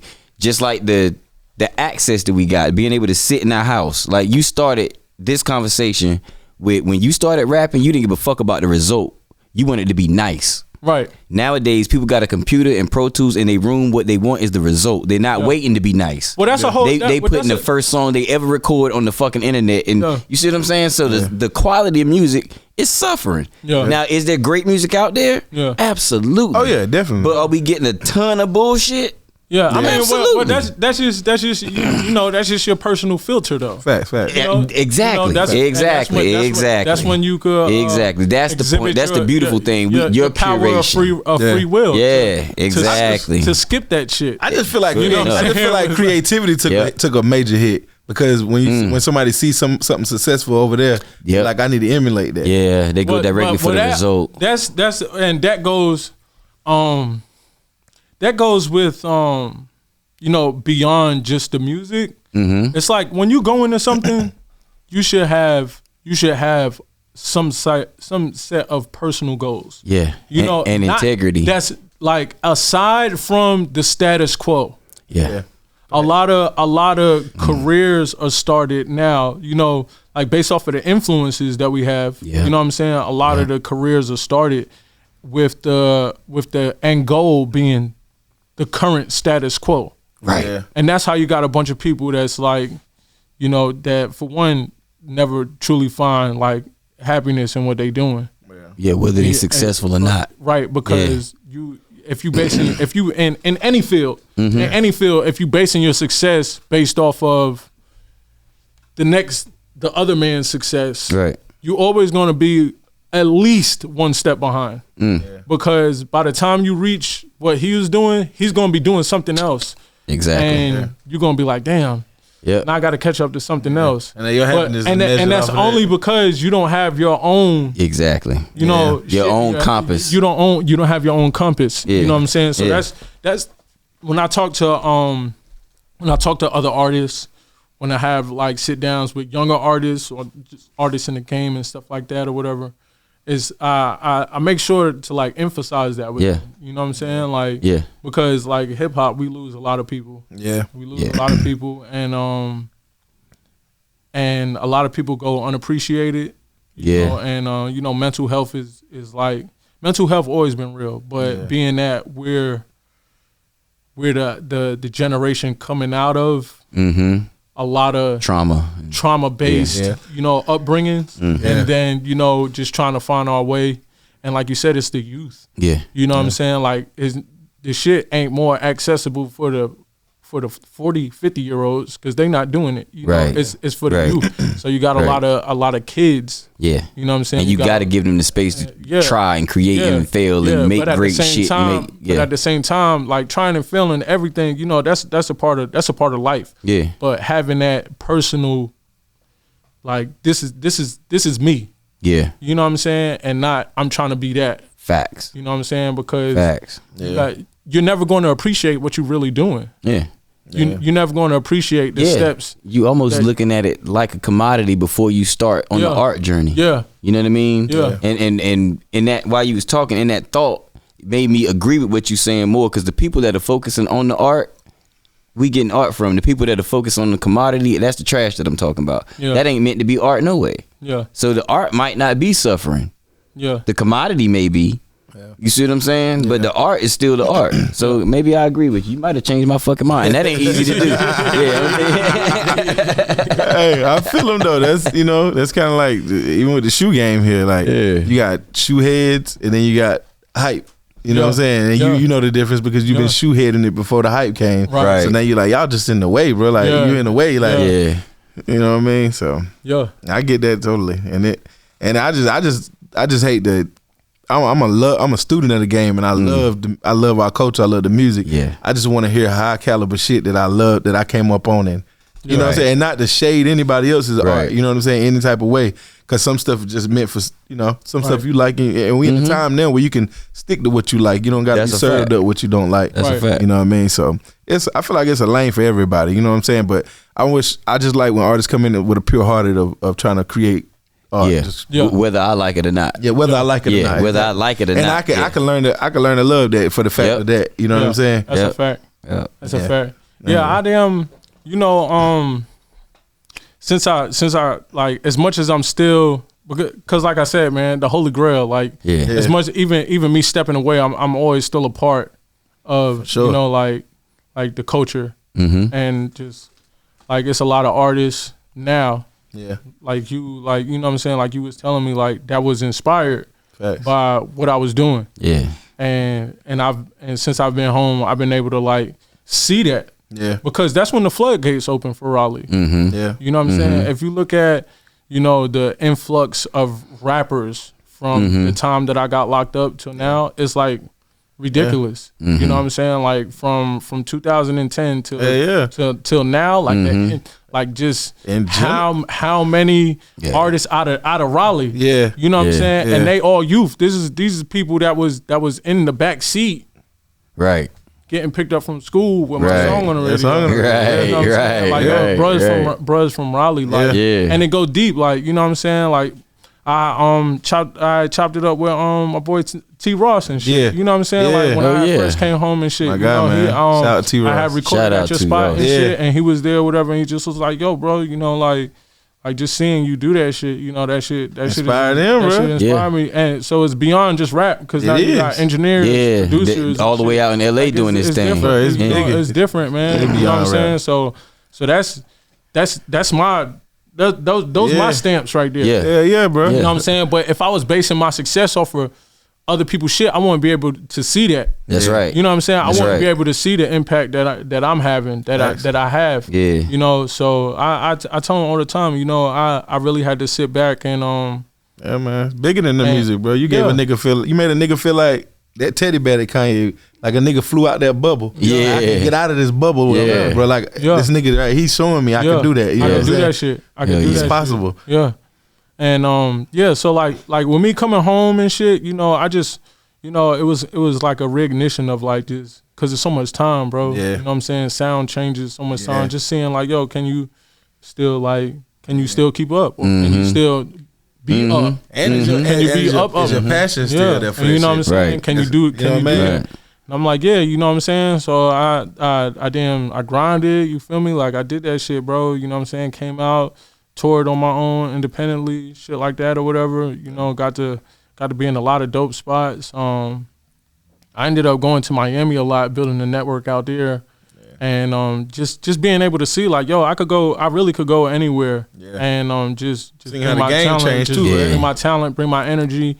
You know what I'm saying? And before you know, I was getting booked for shows in Miami. And wow. like, you know what I'm saying? Dope. And it's dope. And it's dope. Yeah. Like, bro, my last show in Raleigh, bro, I brought a goat out on stage. Like, don't get no real. Like, bro, a live goat, bro. I brought I'm like, bro, like, this is before Dave Chappelle and Chris Rock. This is pre Dave Chappelle and Chris Rock, as a matter of fact. This was Raleigh Day 2020, and it was in the big field. Yeah. Shout out, you know Rome. What I'm saying? I just had the damn, you know, like, and it did so much, bro. Yeah. You know what I'm saying? And I was like, man, I know this is gonna be like, I felt it. Yeah. You know what I'm saying? Yeah. Like I said, I got videos at home of me 5-6 years old recording that my 6-year-old likes to watch. Right. You know what I'm saying? Right. So That's dope. How'd that feel? It's nostalgic. Yeah. It's like eye opening. It's euphoric. Yeah. You know what I'm saying? But it brings out a sense of selflessness, cause like seeing that is what made me be like, you know what? I'm a step. I've done enough. I've really like put enough time into myself and into perfecting this craft to the point where I'm affecting. You know what I'm saying? I'm affecting my kid. You know what I'm saying? And they affected by me, their age. Right. You know what I'm saying? She love my music now. She love my music. She loves sitting in the car rocking to my shit now. But she also loved watching me her age. So now I'm like, yo, I gotta put that energy into her because you know, and just I got nephews, I got nieces and shit. Yeah. You know what I'm saying? I'm like, yo, bro, you know. Yeah. Like rap, hip hop is like a very like self-centered, egotistical. Yeah, definitely. Braggadocious. It's a competitive sport. Yeah. You know, more than any other genre. Yeah. You know, like rap is competitive, and so like you listen to rap songs, y'all gonna do it. Yeah. Y'all, it's just gonna happen. Like the more y'all listen to rap songs and shit, just notice how many times you hear the word "I." Oh, guaranteed. Matter of fact, you know what I'm saying? Matter of fact, when I was writing rhymes, I purposely tried to write without that word in the rhymes because it's a crutch. It's a lot of It's a lot of self-centeredness. Yeah. You know what I'm saying? And you need that. That's what hip hop was based off of. You know what I'm saying? I'm better. I'm bigger. You know what I'm saying? I'm stronger. I'm faster. You know what I'm saying? Right. So like, I could do this better. You know. So, but at the same time, you still got to be you still got to be aware of your surroundings. Yeah. You know what I'm saying? You still got to be aware of your blessings. Right. So, you know, I appreciate it. I'm like, damn, you know, I made this impact. I got artists that's in the game right now that hit me up every day. Like, yo, bro, you inspire me to do this shit. Young Raleigh, you know what I'm saying? I just did the track with Young Raleigh and shit that hear me out. He like, yo, bro, like, he was like, yo, I was there at your first video shoot, bro. You don't know what that did to me, bro. Like, you know what I'm saying? And, bro, I need a verse from you. Hell yeah. Bro, so, you know, so even now, like, when I do verses and shit like that, do features, it's like, it's purely based off of the creativity and the authenticity of the, you know, of the relationship. You know what I'm saying? Yeah. So, but besides the music, like that's why I invited you to come on this platform as well. Like people get we remember the music, but like to sit down and talk to the man, and hear that journey from that transition, all those different transitions. You know what I'm saying? Like to hear that story, that takes the inspiration to a whole nother level. For real, I learned a lot. And I was inspired just by watching from out the window, looking from afar. Yeah. You know what I'm saying? And not even really getting to sit down and hear no words come from the man. You know what I'm saying? Yeah. Like that's why I want like even the kids that's not even familiar with your history that needs to know, because it's a new generation out here now that needs to know who laid the ground for them. You know what I'm saying? Like for you to be able to do what you do. Yep. You know what I'm saying? And just like you mentioned some of your forefathers was like Nine Deuce, and you know what I'm saying, like they inspired, you know what I'm saying, and you seen them guys from afar, even though you was young and still in the field with them at that time, you know what I'm saying, but we didn't even get that then, like to sit down and hear them guys talk to you. Right. You did, you know what I'm saying, because you was in a different space than the average kid, you know what I'm saying, right. But to hear the words from that person, and it just hit different, bro. It just that's why I really created this platform for individuals like you that inspired me and laid a lot of grounds for a lot of the stuff that we're speaking on, which is historical stuff that happened in our state. You know what I'm saying, with the music scene, hip hop scene. But like I said, just for them to be able to hear this story, man. Yeah, man. That's a whole nother level of, you opened up another door of inspiration, man. You know what I'm saying? Like to continue on with your legacy of what you already have done. Yes, sir. And now to see that hear the man, for you to, you know, what you done been through, bro. Like some people go to prison and music just ain't a thing no more after that. You know what I'm saying? That's like, that's just a past thing now. That door closed. I don't really do that no more. Yeah. And you know what I'm saying? For you to come home and still feel inspired, still want to work, still want to be a part of this shit. You know what I'm saying? Yeah. That shit is inspiring too. Put a battery in a nigga back, because the nigga, you done been through the fire, my nigga. You know what I'm saying? I'm hip hop, man. Facts, That's a fact. I'm to hip the hop. heart, to the blood. I'm hip hop, bro. I know what that feel like. Hip hop baby, bro. For real, like I'm the story. Yeah. I'm the story. I'm the made up story. I feel you. You know what I'm saying? Like I'm the story that they can make a movie about. Facts. And be like, damn, did that really happen? Yeah. You know what I'm saying? That's like real shit, bro. Cause I done been through it, bro. Yeah. I've been blessed to be through it. Cause to me it's an honor. You know what I'm saying? Like when I'm out, I could go anywhere, bro. Anywhere out here. And you know what I'm saying? At grocery shopping, pumping my gas. You know, it's just always love. Like, yo, bro, real.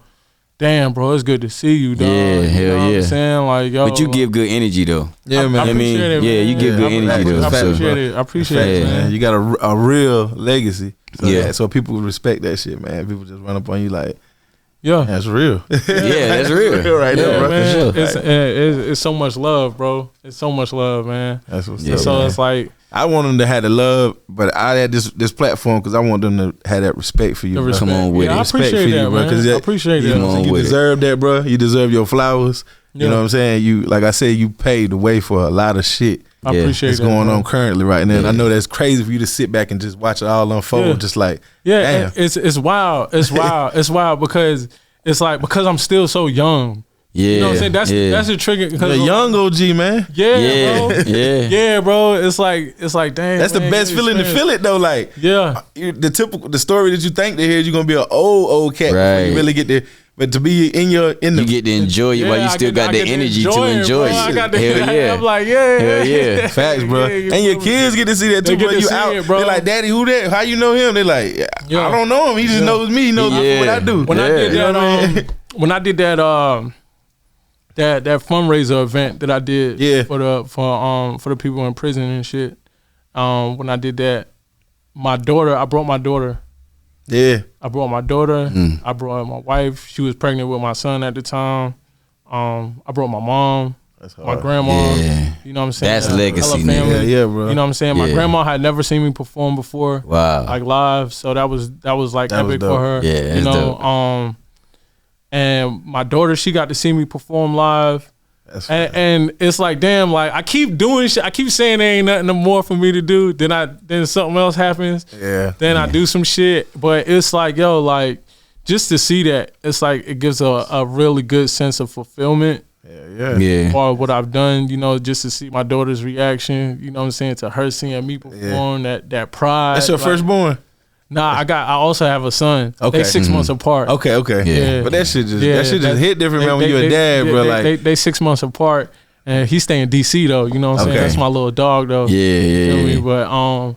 But yeah, my daughter, she with me day for day and shit. So, you know, she get a little bit more. Mm-hmm. But, you like, what can I do next? But it's like, man, it's like Yeah. when you're a dad, it's like, man, you got this little tunnel. It's like I just want to impress my kids. Yeah. Bro. I don't care about nothing. If my kids feel like I'm that nigga, bro, I'm that nigga. yeah. And now it's like, and not even to get it for that. Right. I'm not in it for that to be that nigga, but that's all that matters. But to also see, like, yo, I committed myself to doing something at her age. Mm-hmm. You know what I'm saying? And years later, you know, she's inspired by it. I'm still able to sit down and talk about the things that I've achieved by committing to something at her age. You know what I'm saying? So now it's like, yo, like, you know, shit, let me see. Yeah. Let me see what fire you got in you for anything. For anything. Because, you know, like, it's there naturally. Because you could be a legend in your own right. That's right. You know what I'm saying? That's you right. Be a legend in your own right. That's right. Gonna be a legend in your own right. Yeah. Got to. You got to. Like we just said, you come from a bloodline of that shit. Like, it's just about me nurturing and helping you find your figuring out what it is. Yeah, and that's the beauty of being a father. You know what I'm saying? About a parent in general. Absolutely. Helping them find that, man. That's it's like a egg, not an egg hunt, but like a, you know, it's a chase, it's a journey throughout this whole shit. You find, you know, helping them find them who they are. You know what I mean? And their passions. Yeah. You know what I mean? So that's dope, man. That's dope just to be able to, you got that footage, bro, to go back and look and show your child as a kid. You know what I'm saying? That shit hit there. Because my son, after me and him talk all the time, he be like, he'll talk about different stuff like he like Power Rangers, he like Ninja Turtle. That shit I like when I was a kid, but I never put that on him. Right. He just naturally like that. Yeah. So it's like, damn, like that's what I'd be like, damn, so that's what I used to listen when I was a kid. And he'd be like, then we just be random conversations, he'd be like, is this something you used to watch when you was a kid, Dad? And I'm like, nah, not this one, you know what I'm saying? But be able to show them though, that's different. Like, be like, yo, this was what I was doing as a kid. Check me, you know, look at that video. Yeah, that's me. Yeah, that's crazy. And just for her to be able to see the results. Yeah. You know what I'm saying? For her to be able to see the results. Yeah. That's crazy. If I shoot a video today, she's gonna be like, let me see your new video. That's where mine at right now. He like, yo, new video. Man, he told me the other day, when we shooting my video. I was like, oh, okay. All right. I'm gonna hold you to that. We're gonna take it. I'm gonna show you how serious I'm gonna take it. About your video. She started asking me, like, I gotta go to the studio. I wanna come.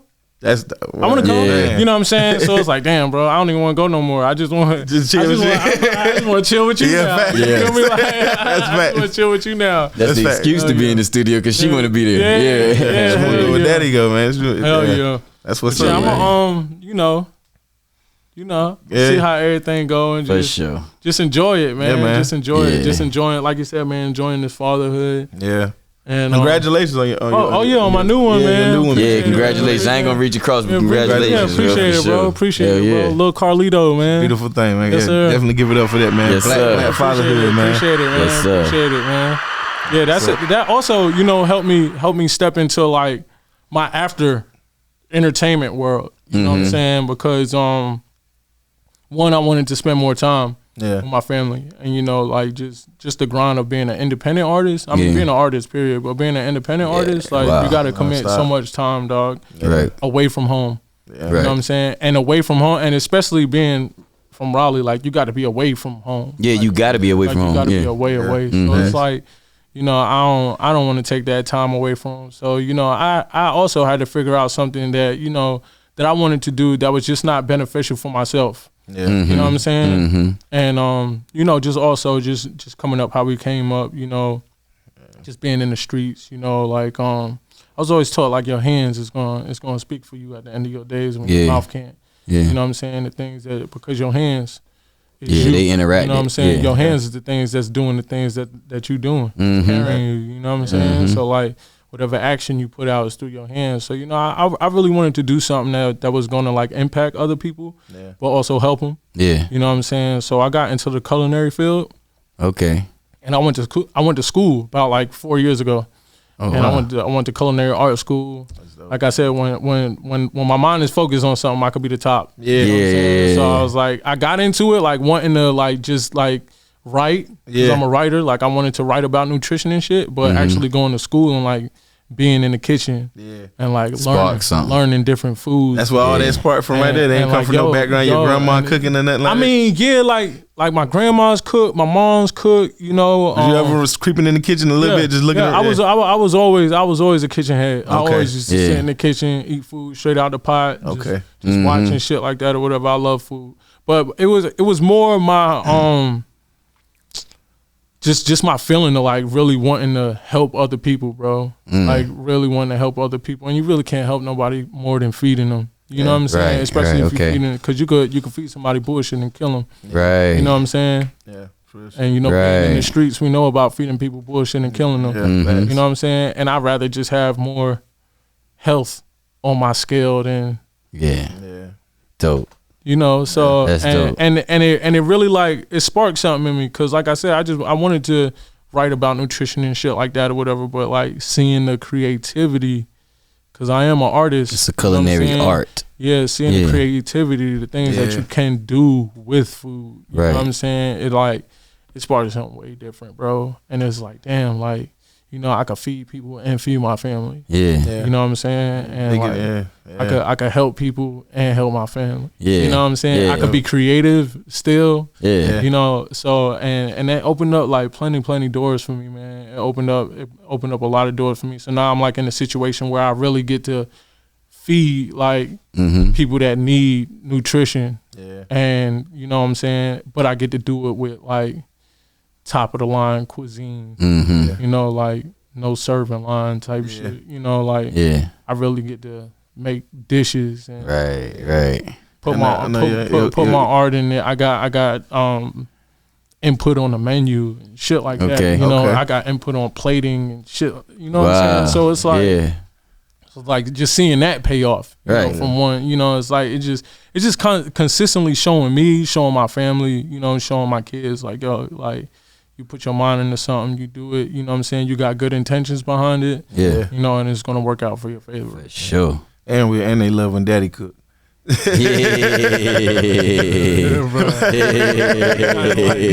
nothing like it. Ain't nothing like it. Hey, I'm sure your old lady love it too. She like, boy, do you think, bro? Yeah. What's for dinner tonight? I love it though. Man. What more than being able to feed your family. Buying the groceries, you know what I'm saying, and you know, being able to orchestrate the meal being put on the table. Too. That's you know incredible. What I'm saying? Like, bro, like. It's a good feeling, man. It's an unexplainable feeling. It's a beautiful feeling, man. It's a beautiful feeling, man. It's like, damn, man, if I'd only just killed the cow myself, I'd been. You'd be the whole thing. That's right. That's the whole thing. You'd be the whole thing. Tell me a motherfucking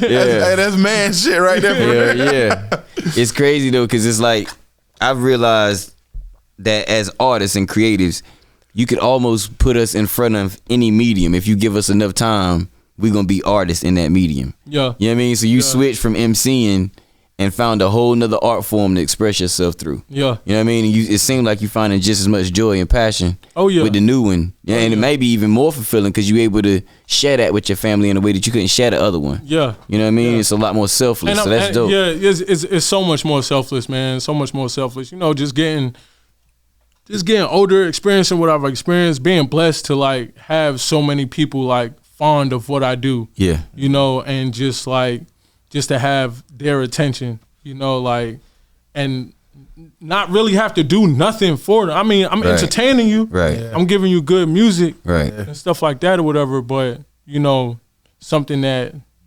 could change you. Yeah. Mm-hmm. You know what I'm saying? Genetically. Right. You know what I'm saying? Right. Health-wise. Right. You know, I could pick you up. Yeah. I could pick you up. You know what I'm saying? Yeah. I ain't just serving just comfort food that's gonna get you sick type shit. You know, and I know how to take that. I know how to take it home. You know what I'm saying? Yeah, that's the most important part. Yeah. Right. Hell yeah. Right. That's dope, man. Yes, sir. Dope conversation, man. This has been a real one. It's been a good one right here, man. It's been real. Appreciate it, bro. I've thoroughly enjoyed myself. I ain't gonna reach across, but Hey, we'll do it like that. Yes, sir. We appreciate you coming on here, chopping it up with us, man. I appreciate y'all, man. Like I was telling you, bro, like I be tuned in. I'll be tuning in. I'll be watching y'all interviews and shit. We appreciate it too. Definitely appreciate that support, man. I respect it, man. I love it. I love the energy.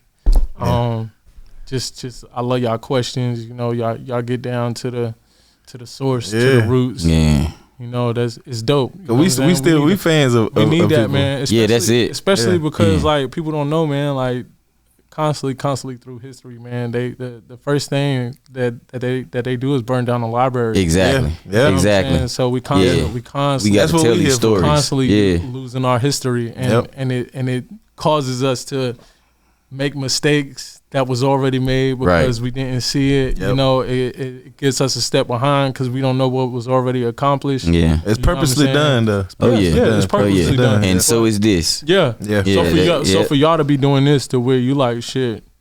Yeah, I know. You know, just history been erased. Right. You know, just through time and shit. Just through life is short. You know what I'm saying? For a lot of people. And especially, like I said, especially in hip hop rap, just they can burn the library, but we gonna hold on. We gonna capture them testimonies. Damn right. You know what I'm saying? If the library burned down, we will be the second reference for you. That's how we want to. Yeah, we out here. Look, we gonna give them the history for real. Like even when we spoke on the non-do shit, we tapping in that era. We got people got to know the history, man. This shit is. You know what I'm saying? This shit, it wouldn't be possible without some of these individuals. That's right. That's right. You know, and that's not the shit on nobody toot the horn. You know what I'm saying? That's just facts. I mean, that's you ain't got to blow nobody else candle out to show shine. That's it. No. So just you ever heard "Pack It Up"? Pack It Up. Yeah, about 200. I can't reference right off the top of my head. Pack it up, it's mine, mine. That nigga 205. Pack it up, it's mine. I don't know if I heard that. Bro, two, man. If you see this, man, we need to revamp. We're gonna get two on here. We're gonna get two on here. That's gonna be a good 200, one. Hey, look, truly, man. That's gonna be a good one. You know, you might, bro. When 200 first came home, this is like 90 something, maybe early 2000s type shit.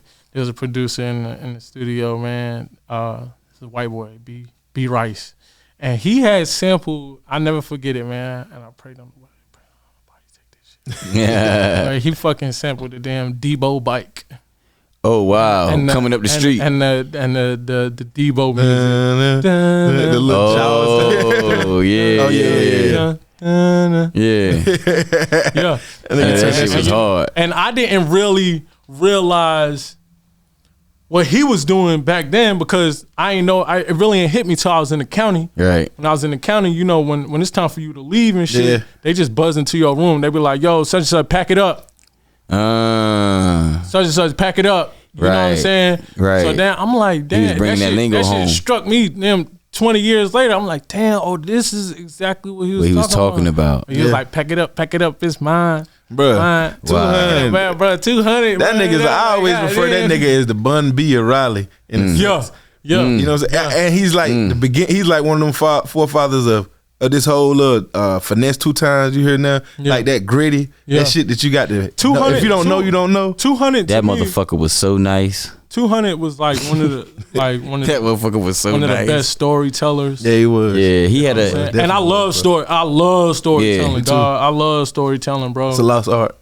Yeah.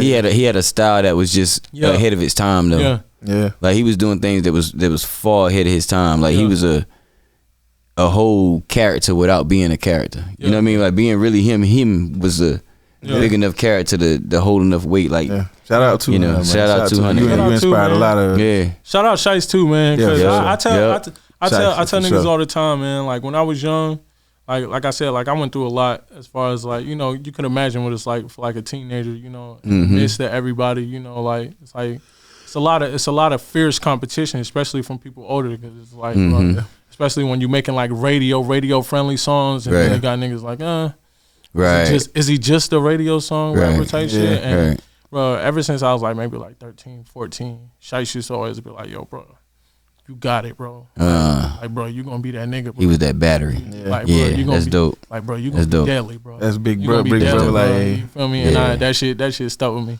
Yeah, that's dope. Shout out to Shice. Shout out Shice, man. That's real nigga shit right there, man. Hell real yeah. nigga shit right there. Gotta respect it. Hey, we about to get up out of here, man. Like I said, man, it was a pleasure. To have you on the show honor today, and man. a pleasure for sure. This was a dope conversation. Appreciate it, man. I appreciate y'all, man. I appreciate y'all for creating this platform. Y'all creativity, y'all passionate, y'all damn consistent. You feel me? Like we need shit like that. We gonna keep it pumping. It's an honor to be a part of this shit. It's an honor to be a part of this history that y'all making. Hey, you know and we want to tap back in and get updates later. Oh yeah, for sure. I know you got a lot of shit you moving forward for sure, with. man. For sure, dog. For sure. You know, I be sending. Yeah. Facts. I be sending bro exclusives and shit. Yeah, he producer. We got. We gonna have to lock in on something. We gonna have to lock in. And he got a show as well. Is Conversate for a Few. Yeah, he was there. We recorded with Sniper a while back, and he was in the building. So we gotta talk to you though. We didn't get a chance to talk to you. We gotta talk to you. Yeah, for real. Yeah, for sure. It'll be dope. Definitely, bro. You know, I ain't nothing but a call away, bro. Let's make it happen. No more, man. Yes, sir. And this is another episode of Have You Chased Your Check today. I'm Chris Mills. I'm JohnAveryCreative.com. I'm Real Dynamite, the Holy Grail, the GOAT, Big Real. Billy Goat. Big Raleigh. Yay. Hey, Big Carolina. Yes, sir. You know what I'm saying? Shout out Night Deal. Shout out my dogs out there. You feel me? Shout out everybody on the South. Shout out everybody on the North. Bruh. shout out my Durham niggas, man. Shout out get it off. Shout out everybody on Shirley Street. You know what I'm saying? Shout out my H-Town dogs. Rest in peace, Ish. Shout out my niggas on the wall. Shout out everybody behind the fence. You feel me? Free on my dogs. Free Red. Y'all tap in. You know what I'm saying, bro? I love y'all niggas got them phones in there. Tap in. Tap in. Have you chase your check today? Yes, sir. Hey. And we up out of here, man. We signing out. Peace. Yes, sir. I can't too far to be going back. I got that bread from straight scratch. Catching them boxes and flipping packs. Pull up on serving exotic J's. 448 got me up and paid.